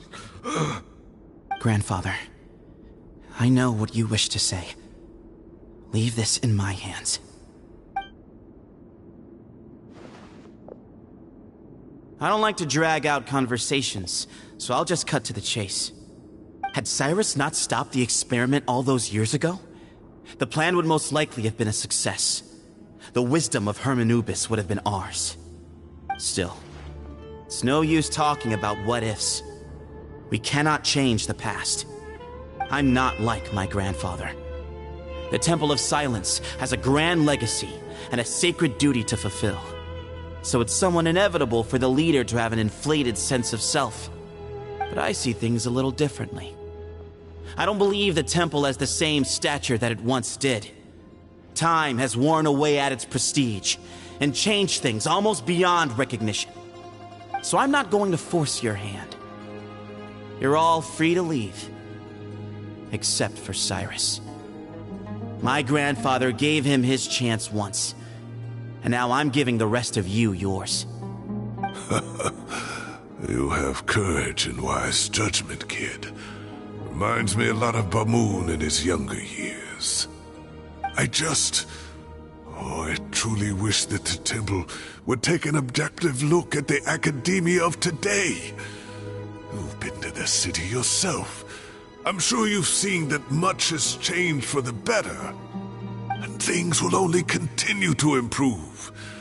Why not consider cooperating with the academia once more? If you hadn't betrayed my grandfather, I might well be open to persuasion. But it's a bit too late for that now, Cyrus. Tainari made a good point earlier. He said there has to be more to your plan than this, and I agree. All you and Ba Moon are after is the Ba fragment. The professor will accept whatever fate you deem fit for him out of a sense of guilt. I am the one who has a choice to make. And that's how it was always going to be. Ultimately, you want to trade the Ba fragment for the professor, correct? I'm glad to see you're giving it some serious consideration. I won't forsake my professor, nor do I intend to run from a problem that I must face sooner or later. Give me one night to make my decision. That works. Then I'll be waiting to hear your verdict, Sino. Oh, my grandfather still has a fair few things he wants to say to Cyrus, so I'll be escorting him back now.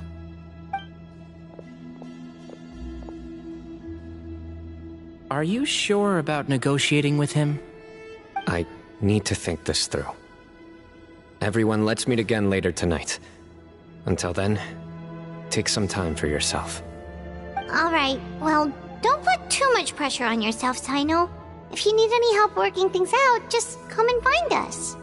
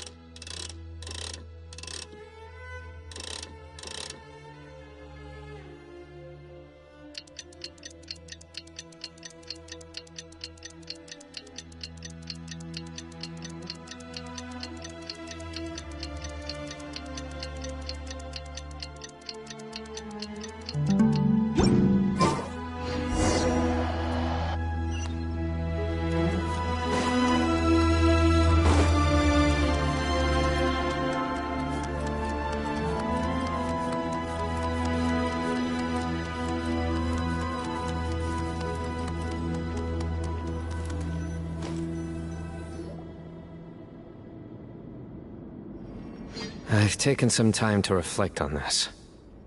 If I had to guess, Professor Cyrus came to the desert knowing that he would almost certainly never return. He's a stubborn man who tends to double down when he feels strongly about something. We won't get anywhere trying to convince him to escape. I agree. My master Nephis says the same thing. Once Cyrus makes up his mind about something, he won't listen to reason. So that's one thing. A few other things come to mind too. You've heard all you need to hear about the Temple of Silence, so on that, I don't have anything to add. My own memories of this place are hazy, though.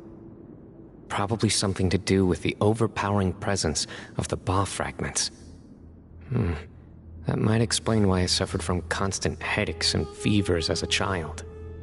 I do remember having some fleeting moments of profound emotion when vague images would appear in my mind.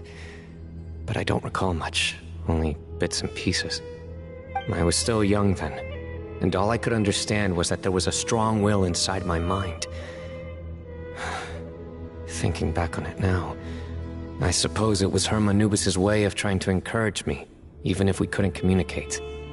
The power that came to inhabit my spirit was probably one of the cornerstones of their whole faith. So if the will and might of Herm Anubis is a real, intangible thing, and they are its rightful worshippers, then... You're not gonna give in to their demands, are you? Surely there has to be another way! No. I have no intention of returning it. I need this power to protect Sumeru. But the temple has the right to make the final decision over its fate, since it belongs to one of the 7 pillars of King Deshret. So I will challenge them head-on, and win the right to wield this power for myself, fair and square. This reminds me of something Alhaitham mentioned to me just before we left. He said that the Temple of Silence was originally founded by the ruling elite of the day. Traditionally, such organizations are bound by a strict and ancient code of nobility. Kaveh has made similar observations about the desert tribes from his work trips there. He says many of them have their own internal rules. They talk about the importance of never dishonoring their tribal bonds, or the rules laid down by their ancestors. I think we could turn that to our advantage. Go back to them with a proposal of our own. Wow, and just like that, we've turned the tables on them. Looks like we have the same idea. Turn it back on them now while we still can, in terms that they cannot refuse. That's how we win this. Great.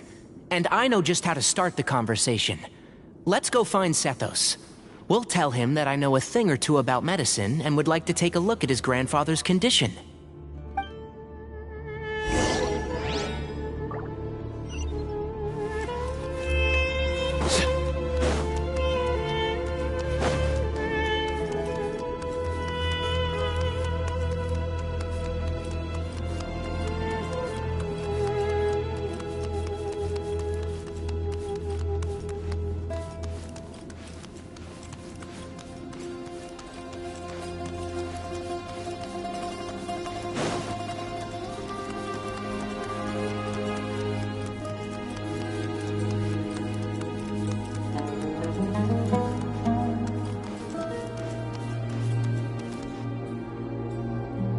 Sethos, let's talk.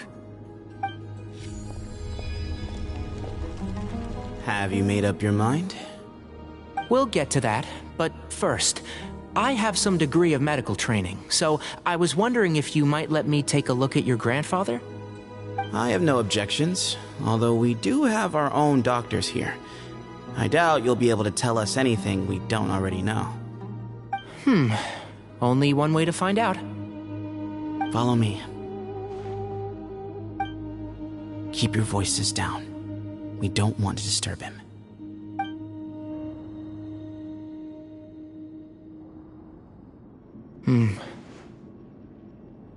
Let's talk outside. Bamoon has fallen into a deep coma, and his prognosis is quite grave. I'm sure that your physicians have come to the same conclusion. He appears to have sustained a serious injury in his youth, which has been exacerbated over the years by the heavy burden of work and now by the effects of old age.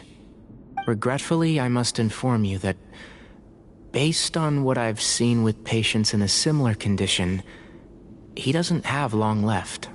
A few days at most. Yeah. I've known for a long time. You're his heir, aren't you? You clearly have a lot of respect for the man. But you also see things differently. You have a broader range of concerns and a more pragmatic approach. So tell me how we can end this on your terms. Let's find a way to bring all this to a resolution while Bamoon is still alive to see it. That's what really matters to you. I know it. Yeah, there's no time to waste here. You know that better than anyone. You know, the two of you are actually in a very similar predicament right now. Both of you have a very different perspective from the men who raised you. Right. And you didn't create this situation. They did, but somehow you've ended up having to make the tough decisions. You're right. We both look at this problem very differently than the people we inherited it from. I accept, Sino. This all began because of Hermanubis, so let's end it with the rite he himself created. Legend has it that when Hermanubis first arrived in Tuletula, he sparred with the city's residents. He and his two companions proved their mettle by fighting over several days, winning the support of many fine people. That group of supporters were some of the first members of the Temple of Silence, and the sparring matches were enshrined as one of our founding rites, the rite of duels. It's where it all began. Sounds very fitting. I'm in. As a fellow vessel of Hermanubis, your ties to the Temple of Silence run deep. So I will permit you to participate in this rite, along with your chosen companions. 3 against 3. Sounds good. However, I have some additional terms. As the challengers, you must win all 3 of your fights to win. And Sino, both of us must put our Ba fragment on the line. The winner takes them both. Letting Cyrus leave with one of the Ba fragments was a mistake, made by my grandfather out of pity. It is a long-standing issue that must be addressed for the Temple of Silence to move forward.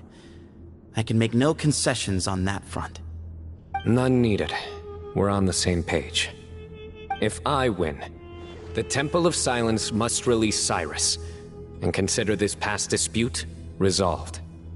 If you win, I'll return my power to you. It's a deal. Then let's meet at the ceremonial hall tomorrow evening, 8 o'clock.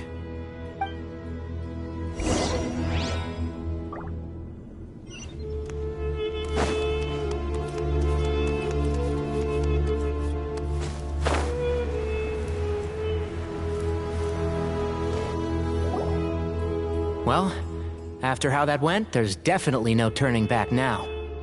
There never was. Turning back hasn't been an option for me since the moment the professor slipped away to return to the desert. You have to win. You need this power, both as General Mahamatra and for yourself. Yeah, that's right! Besides, it stayed with you ever since you were a small child. Surely that's a sign it thinks of you as its rightful owner. Both as General Mahamatra and for myself. Yeah, when you put it that way, I've had to overcome a lot to tame this power and claim it for myself. Not everyone could have done that. Exactly! The Traveler and I will never lose. And neither shall I. The desert was home to an ancient and great civilization that, for a variety of reasons, fell out with the civilization of the rainforest. It's just as Dia said. Prejudice has pushed people apart. But there must be personal factors at work here too. I can't shake the feeling that Bamoon cares for many more things than he lets on. And I don't think that Zethos is any kind of villain. He's just doing what he thinks is best. Tomorrow, everything will be resolved.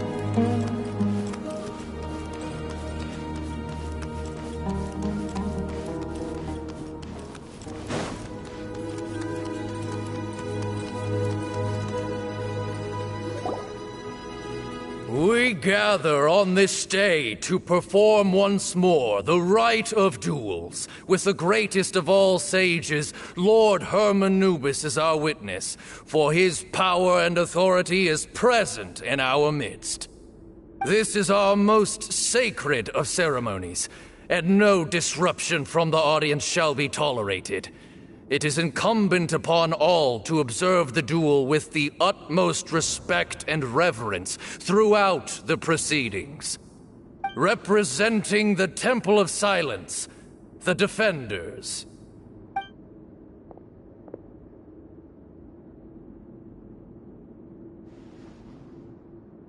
Grandfather, you're here. A rite of duels after all these years. I am surprised by your decision, Sethos. I know what I'm doing, Grandfather. Just leave it to me.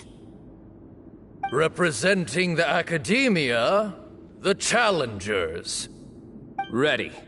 We will fight to have our voices heard.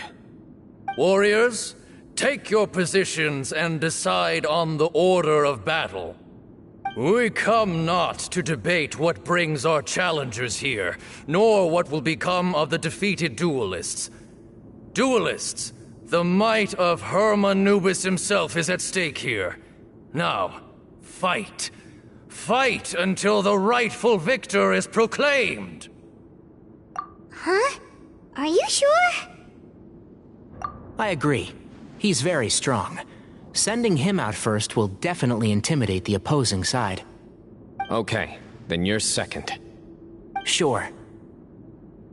We have decided. So have we. Let's begin. Duelists of the first bout, please step forward.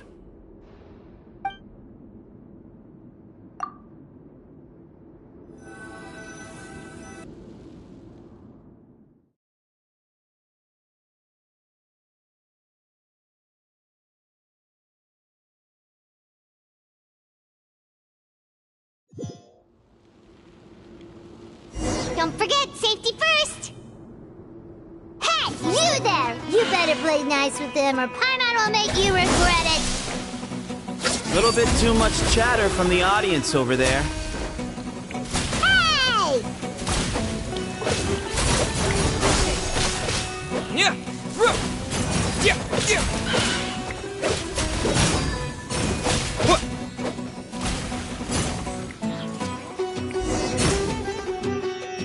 A swift end to the first bout. I now invite the duelists of the second bout to please step forward. When you're both ready, you may begin. Let's begin.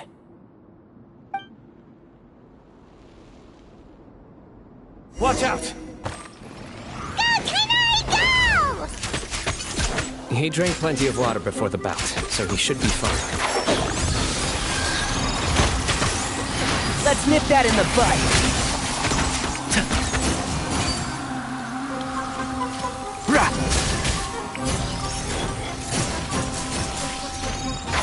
Can't see?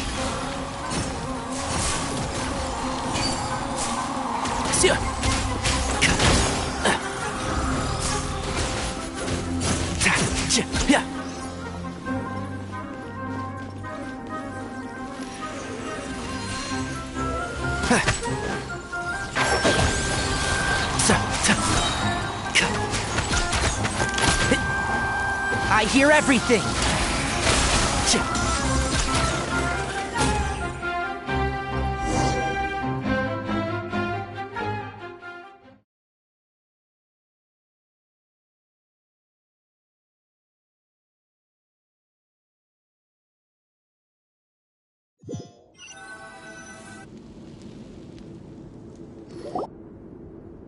Thus ends the second bout.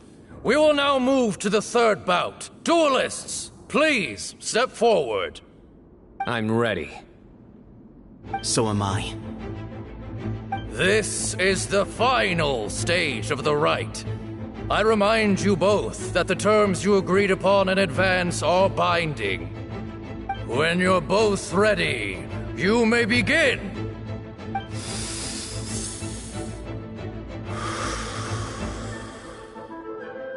I am Sethos, vessel of Hermanubis, grandson of Bamoon, the leader of the Temple of Silence. For many years, we have kept our covenant with Lord Hermanubis by guarding the secrets of King Deshret. And even in our darkest hour, when we could not see a way forward, we chose not to abandon hope, but to embark on a brave new experiment so that we might prevail. We earnestly sought Lord Hermanubis' wisdom and power, longing to see his spirit and his light descend upon us. Now, I will fight to become the rightful wielder of that power! I am Sino, General Mahamatra of the Academia, student and successor of Cyrus, the Sage of Spantamad. I fight in defense of my power, my professor, and my nation. And you, I think you left some things unsaid. This is a sacred duel, and Hermanubis is watching. So bare your soul. Everyone, old and young, fit and frail, they're all waiting to see how this duel will end. My grandfather is a wise leader. He is also known to be a ruler who is not afraid to get blood on his hands. I understand his beliefs well, and I know what he expects of me. But our faith has held us back for too long. After I grew up, I went to the rainforest once, and I saw for myself the people of the city. Times have changed. The people of Sumeru are happier and more free now than in the past. I thought about this as I stood at one of the tallest points in the city, gazing down at the streets below. Then I thought of you, Sino. You and I both wield the same power, yet the lives we lead could not be more different. Each Ba fragment of Hermanubis stands for something different. Might, glory, and one of many other secrets that have yet to be revealed. I once thought that the nature of our fragments must be what makes us so different from one another. But maybe it's that you've found your answer, and I am still searching for mine. I am more than just a warrior. I am my own person. Exactly. The name Hermanubis has left its mark on both of us, shaped the course of our lives. We are his vessels, and yet we are more besides. So show me your answer, Sino. Show me I can be more than my faith, more than the power I wield. Show me the person I can become!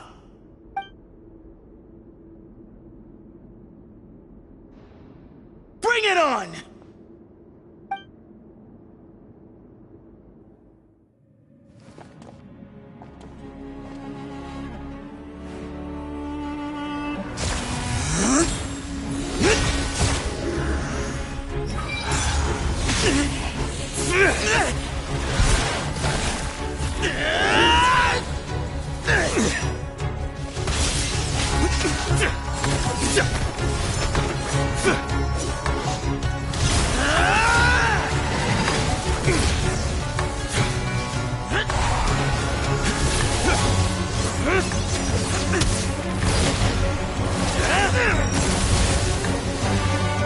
That's all you've got? What happened to searching for your answer?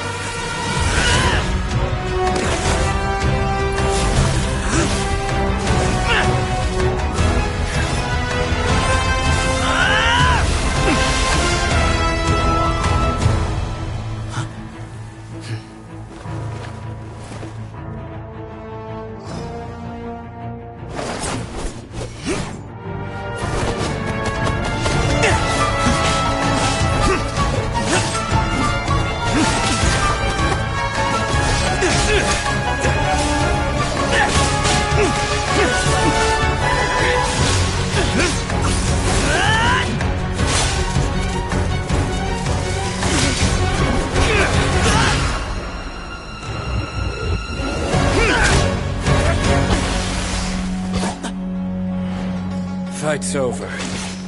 Do you yield? You won. Well then, looks like you found your answer.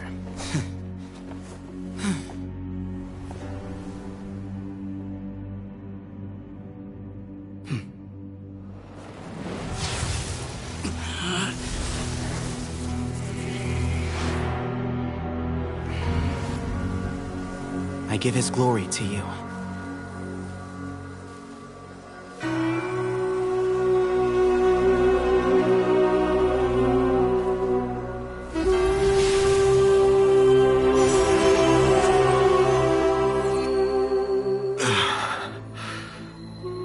I've seen that light. That is the light of our Lord, the great Hermanubis, priest over all other priests. His spirit dwells within that lightning, and his will lives on. Once a warrior of Tynar, he emerged from the barren desert sands to serve the god king Al-Ahmar. After the death of the god king, Hermanubis gathered his followers and the Tynarian priests and led them to the city of Tule-Tula. There, they founded the Temple of Silence, and from that day forth, we became stewards of all knowledge that survived from King Deshret's civilization. Barely a century passed before war ravaged the desert. One by one, Eremite leaders took up arms against each other in battles that would devour what little remained of their civilization. Only the wise city of Tule-Tula was spared under the guiding hand of the Tynarians. But peace did not last. Coveting the knowledge of King Deshret, the beasts set their eyes on Tule-Tula. The king of Gurabad laid siege to the city and ordered the sages to surrender to him the Temple of Silence as proof of his victory. The ruling elite colluded with their oppressors, betraying the temple so as to hold on to their rule over the city. They declared that the knowledge guarded by the temple was the true cause of corruption. These were dark days, and we faced enemies on all sides. Our Lord had long since exhausted his strength, keeping the forbidden knowledge introduced by King Deshret at bay. To ensure the temple's continued survival, he broke his being into many pieces and began the ceremony of Hermanubis' legacy, bestowing his power upon his mortal followers. With this power, the temple was able to defeat the tyrant's army. Yet, we were not hailed as heroes. Strange and unfamiliar as this power was, it struck fear into the people's hearts and drove them to reject us. In the end, the people of the temple and the Tule-Tula Tynarians left the city for good and made their way to the rainforest. What followed next was inevitable. The elite of Tule-Tula fell and were decimated. War engulfed the desert. And we wandered from place to place, always in hiding, all the while keeping close watch over our secrets and staying true to our mission. Betrayal forced us out of the desert and into the forest. Then mistrust drove us from the forest into the desert once more. We have lived in exile for far, far too long. Yet, today, the Temple of Silence has borne witness to the glory of Hermanubis once more. Thank you.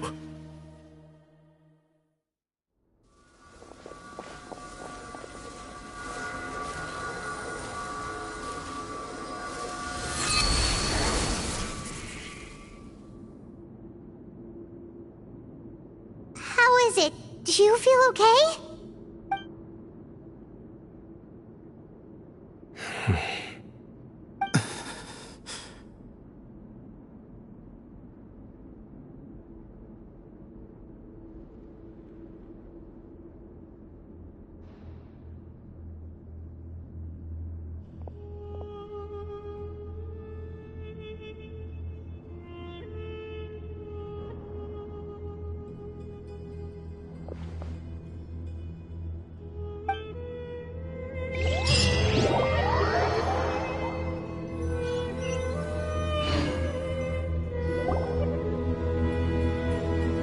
Grandfather.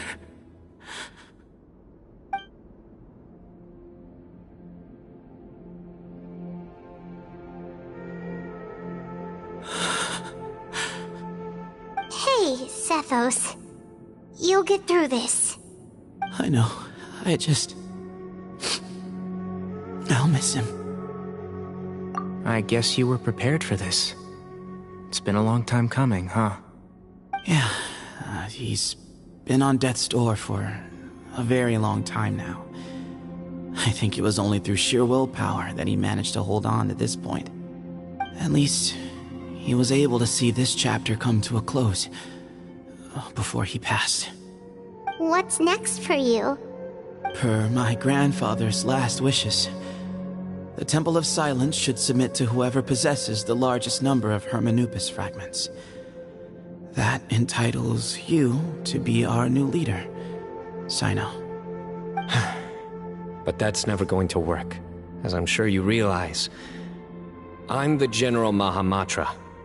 I am needed back at the Academia. I did foresee this possibility, and I gave it some thought.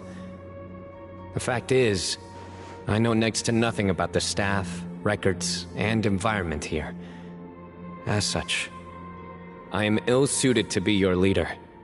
Sethos, I believe the honor should go to you. Were it not for this duel, or indeed if you had other intentions, the Ba fragments would most likely be in your hands by now. I'm sure Bamoon never meant for anyone but you to be his successor. You really think so? I do. Still, I didn't think Bamoon looked very surprised by the final result.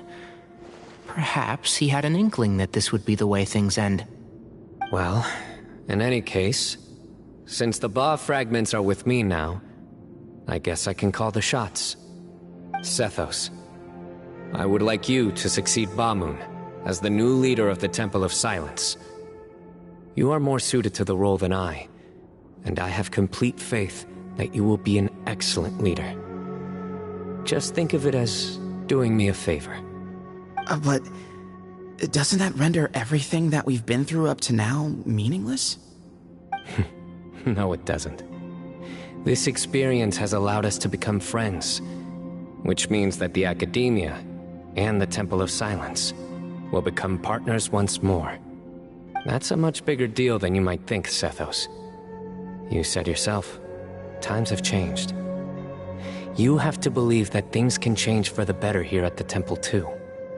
I will try. To be honest, I couldn't have asked for a better outcome. Actually, part of me wonders whether Bamoon's intentions from the very beginning was just to create enough pressure to force us towards a duel. That way, no matter who won, one of us would have to surrender our Ba fragment, and the power of Hermanubis would be concentrated in one single person.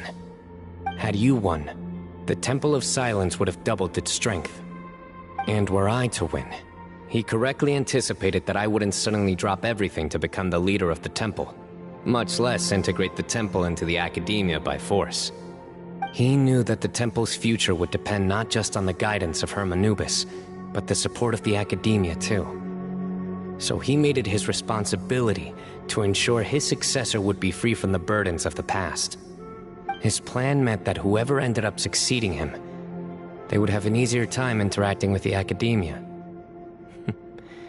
With one single letter, he lured out the professor. No matter what happened after that, it would result in a net benefit to the temple. And here I thought the General Mahamatra wouldn't care for all these trivial details. You're absolutely right. Grandfather and I considered this from every angle. We had to find a way to mend our relationship with the Academia.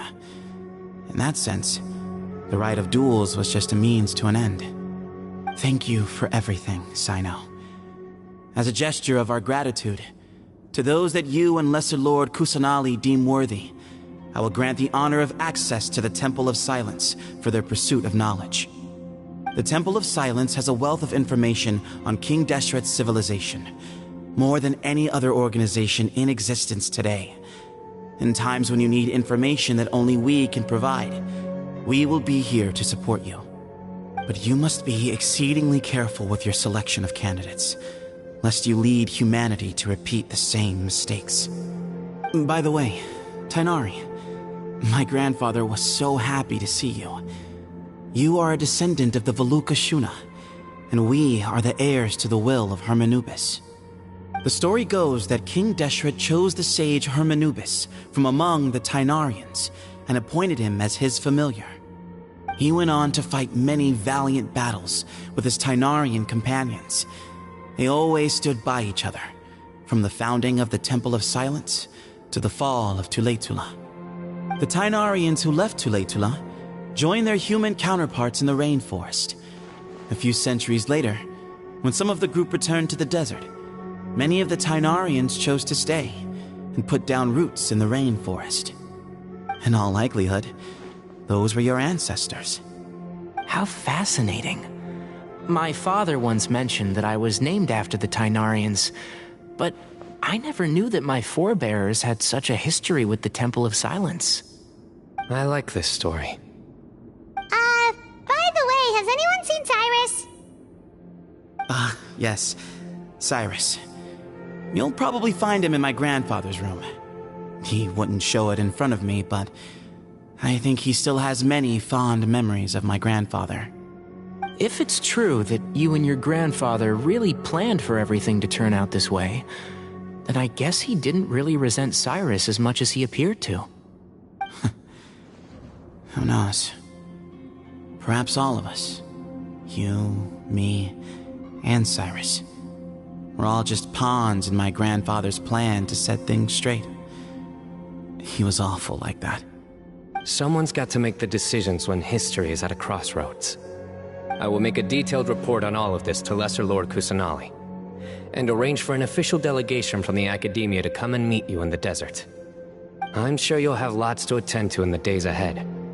But once things return to normal, please come and visit the rainforest again. You should stay for a few days this time, and start to build some relationships. If we're going to work together, both sides have to get to know one another better. I will. All right, well, bye for now, everyone. I'll be seeing you. See you soon. Come hang out with us anytime.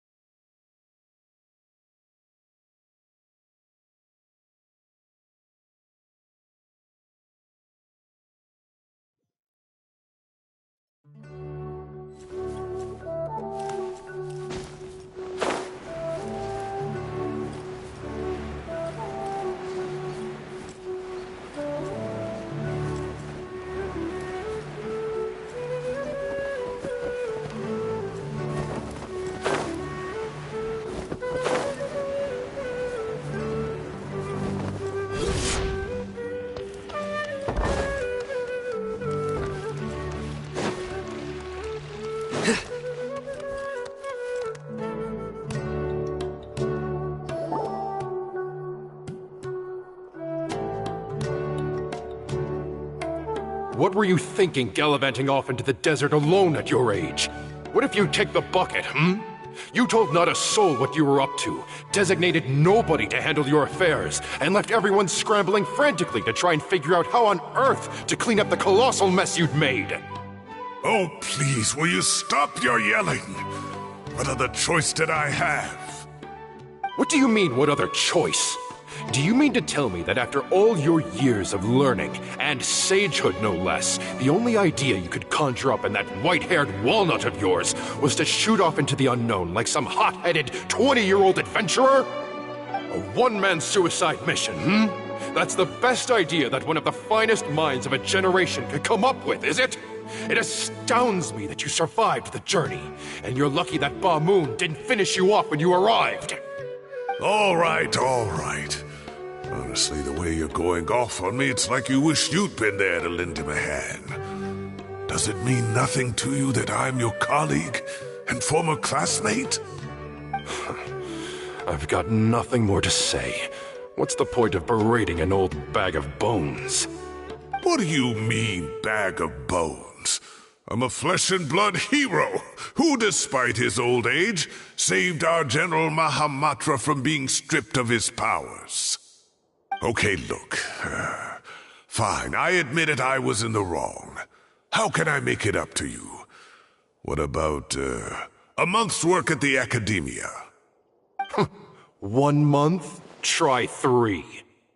Inari's master is really laying into Cyrus.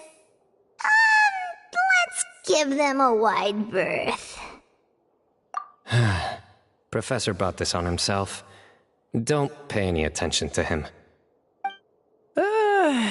Wow, I haven't seen Master get this riled up in a long time. The last time he chewed someone out like this must have been back when I was still a student.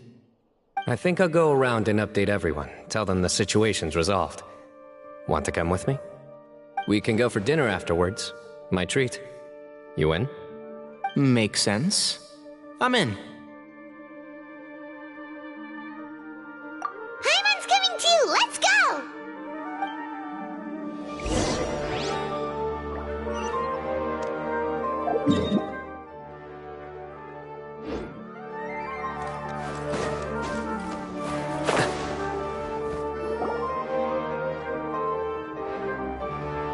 Hey, Kale. You're back! Well, look who we have here. Would you mind explaining to me what has been going on this past few days? I heard you all ran off into the desert and got embroiled in a major catastrophe. All taken care of. That does not answer my question. How could you be so careless? That goes for you as well, yes? And... It's not the first time that I've had to talk to you about this sort of thing either. You need to learn that there are times when the right thing to do is get a more experienced member of staff involved. Do I make myself clear? Because if you don't, Kale, please do something. He's giving me the signal. All right, guess it's time to play my ace in the hole. Say, Madame Farazan, I can see you're pretty upset, but, I was just wondering, remember that time you offered to give me a tour of the academia? Does that offer still stand? Huh? Wait, did I hear that right? Kale, you remember? Wonderful. Well, of course the offer still stands. Come on. Madame Farazan will show you around the old classrooms.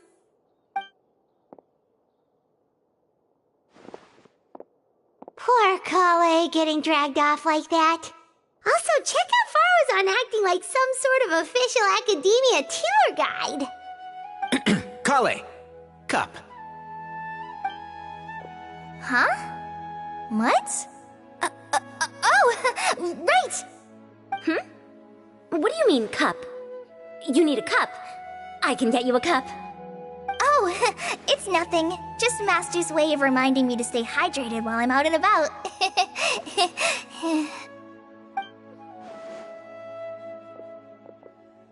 It's code for let's reconvene at the cafe. Tainari and I used it while we were in school, and it's become something of a family tradition now. Oh, that's kind of fun. 2 people left. Let's bring them along too.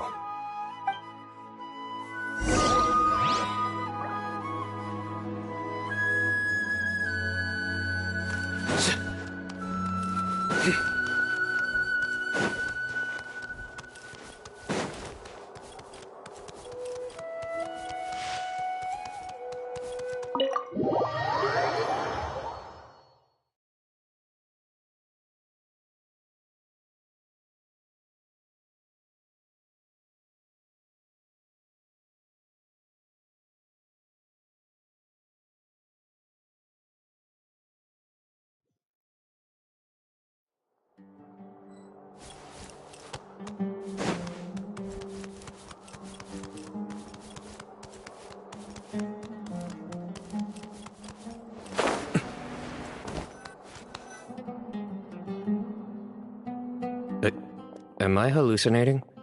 Or do I see Kaveh and Alhaitham engaged in diligent studying? We're just reorganizing all the books we used. Look, there's a whole mountain of them. There's no rush. Nobody reads these books anyway. My sincere thanks to you both. Yes, with your help, we resolved the issue rather swiftly and painlessly. And the outcome was better than we could have hoped for.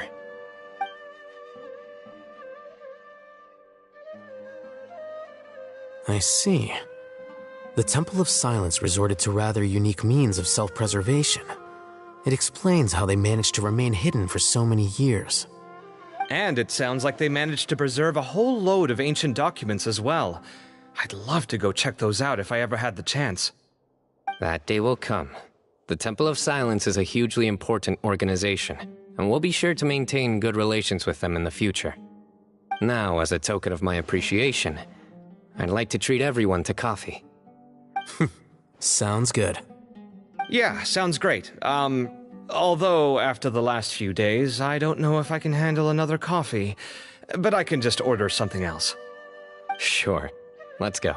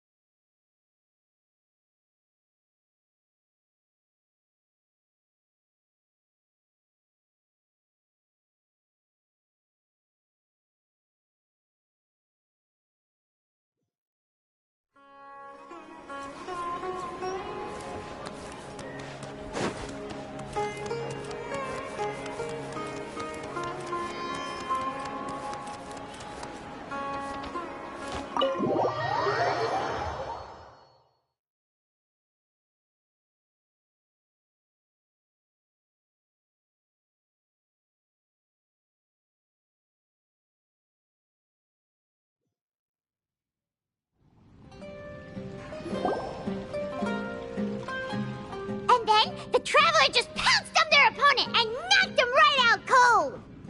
Then there was Tainari. He put up an amazing fight too. We ended up winning all 3 bouts. Whoa! Part of me wishes I'd been there to see it, but I'd have been biting my nails off worrying about you guys. A truly edifying account of the events. Bereft of detail, but it has livened up the room all the same. Hey, Paimon included all the juicy details. The Traveler just pounced and then waved their sword like this, then spun around and blocked. Despite winning 3 bouts in a row, you still ceded the position of leader to him. That's very dignified of you, Sino. Of course. Being dignified comes with being a true champion. I got to be a champion too for once. I've not sparred much with desert folk before. It was a pretty unique experience. Yeah, huge place! It felt like something right out of an epic poem. Imagine this. It was like there was... Maybe save that one for later, Paimon. Dessert's here.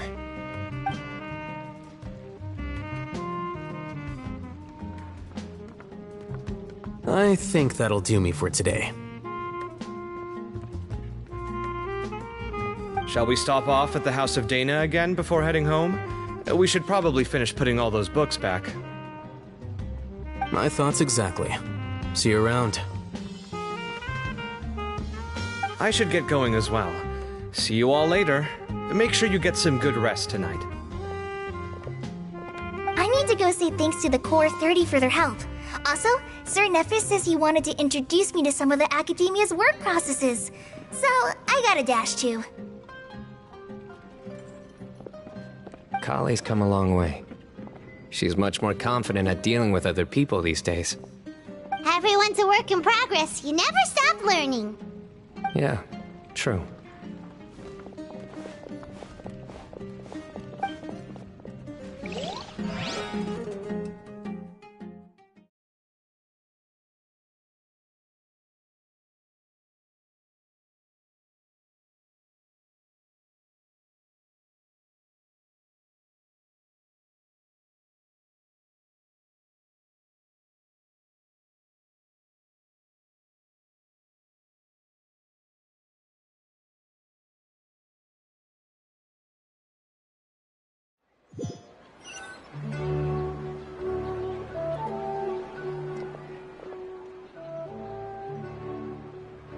Life is all about these moments when you can finally relax and hang out with good friends after a job well done. And also, those desserts Sino got, they were really good. Paimon definitely needs more of those in the future. Do you three have anything planned for the rest of the day? If not, would you come somewhere with me? That's a secret for now. Wouldn't want to spoil the surprise. Okay. I think I can guess what you're talking about. It'll definitely be a nice surprise. Well, now Paimon's curious! Come on, let's go!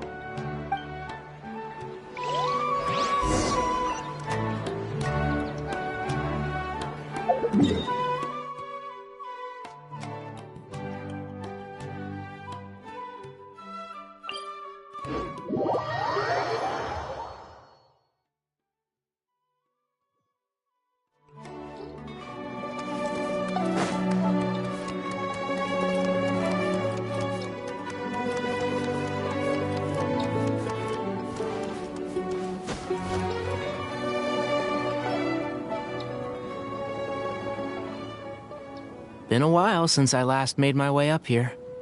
Wow, look at this place! We're so high up! Need any help?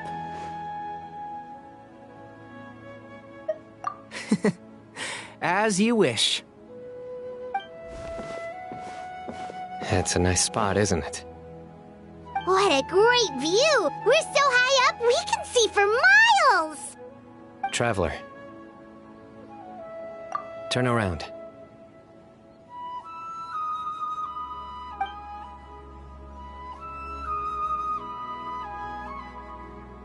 This is my secret base. Somewhere I only bring my best friends. When I was a student, I used to slip away and climb up here all the time, just to clear my head.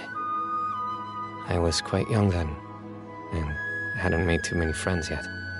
Back then, I had a lot of the same questions that Sethos was asking. Who am I? Why do I have this power? And what should I be fighting for? Our gifts help us to find our rightful place in the world. That was my experience. And I'm sure Sethos will figure things out in his own time, too.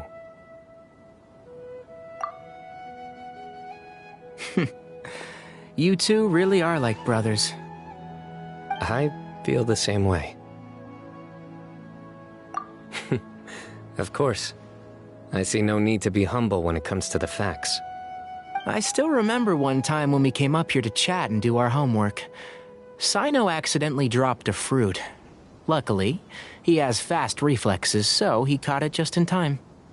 That was the one and only time. Nothing will ever slip through my fingers again.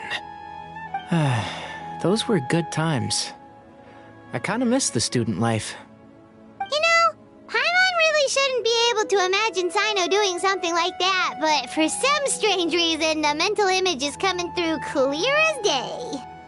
Then make it stop. There's somebody there. It's Professor Cyrus. You guys carry on without me. I'll be right back. Okay. Huh? Hey, you're not supposed to jump down! Be careful!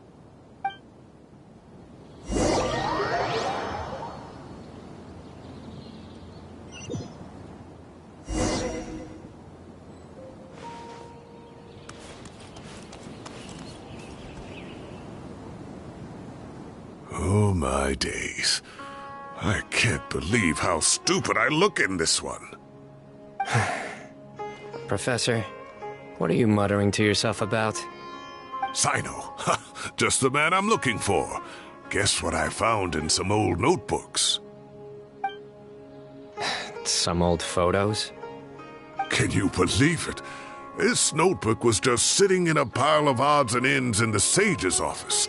I must have forgotten to take it with me, and no one's touched it since. It was still right there. I was at the Academia earlier to discuss my workload with Nephis. I swung by the old office to have a look around and just happened to cross it. Well, time flies. Look how tiny you are in this picture. Still a kid. You look quite young yourself in that one. Ah, it's this one. I remember that. Lisa took it, didn't she? Yep. Looks like her work, all right. Who else could have found just the right angle to make me look so unbelievably hideous? And this one. Looks like we're both dozing off. Oh, cheeky girl. Taking secret photos of us without our knowledge. Is there something you'd like to say to me, Professor? Like what? Like, these are good photos, aren't they?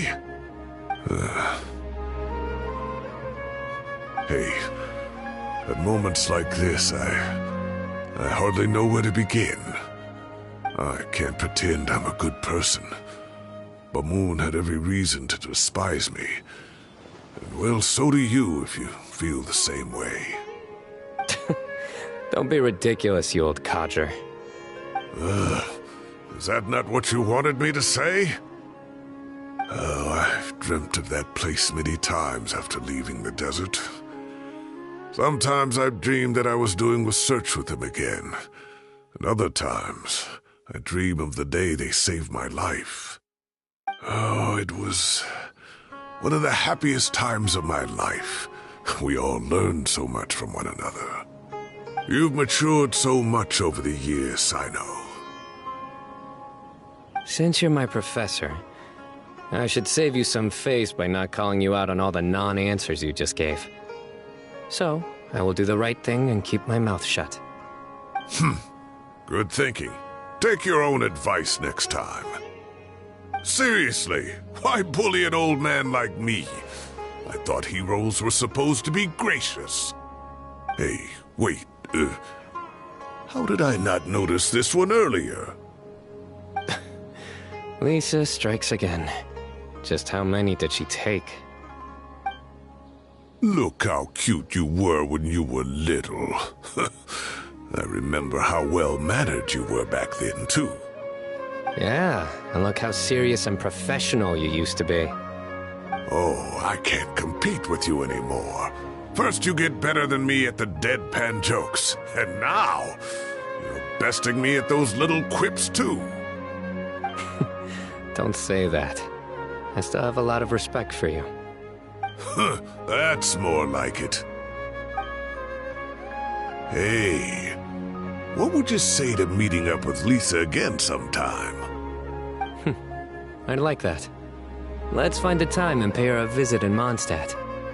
All right, I'll add it to my schedule. Let's go next week.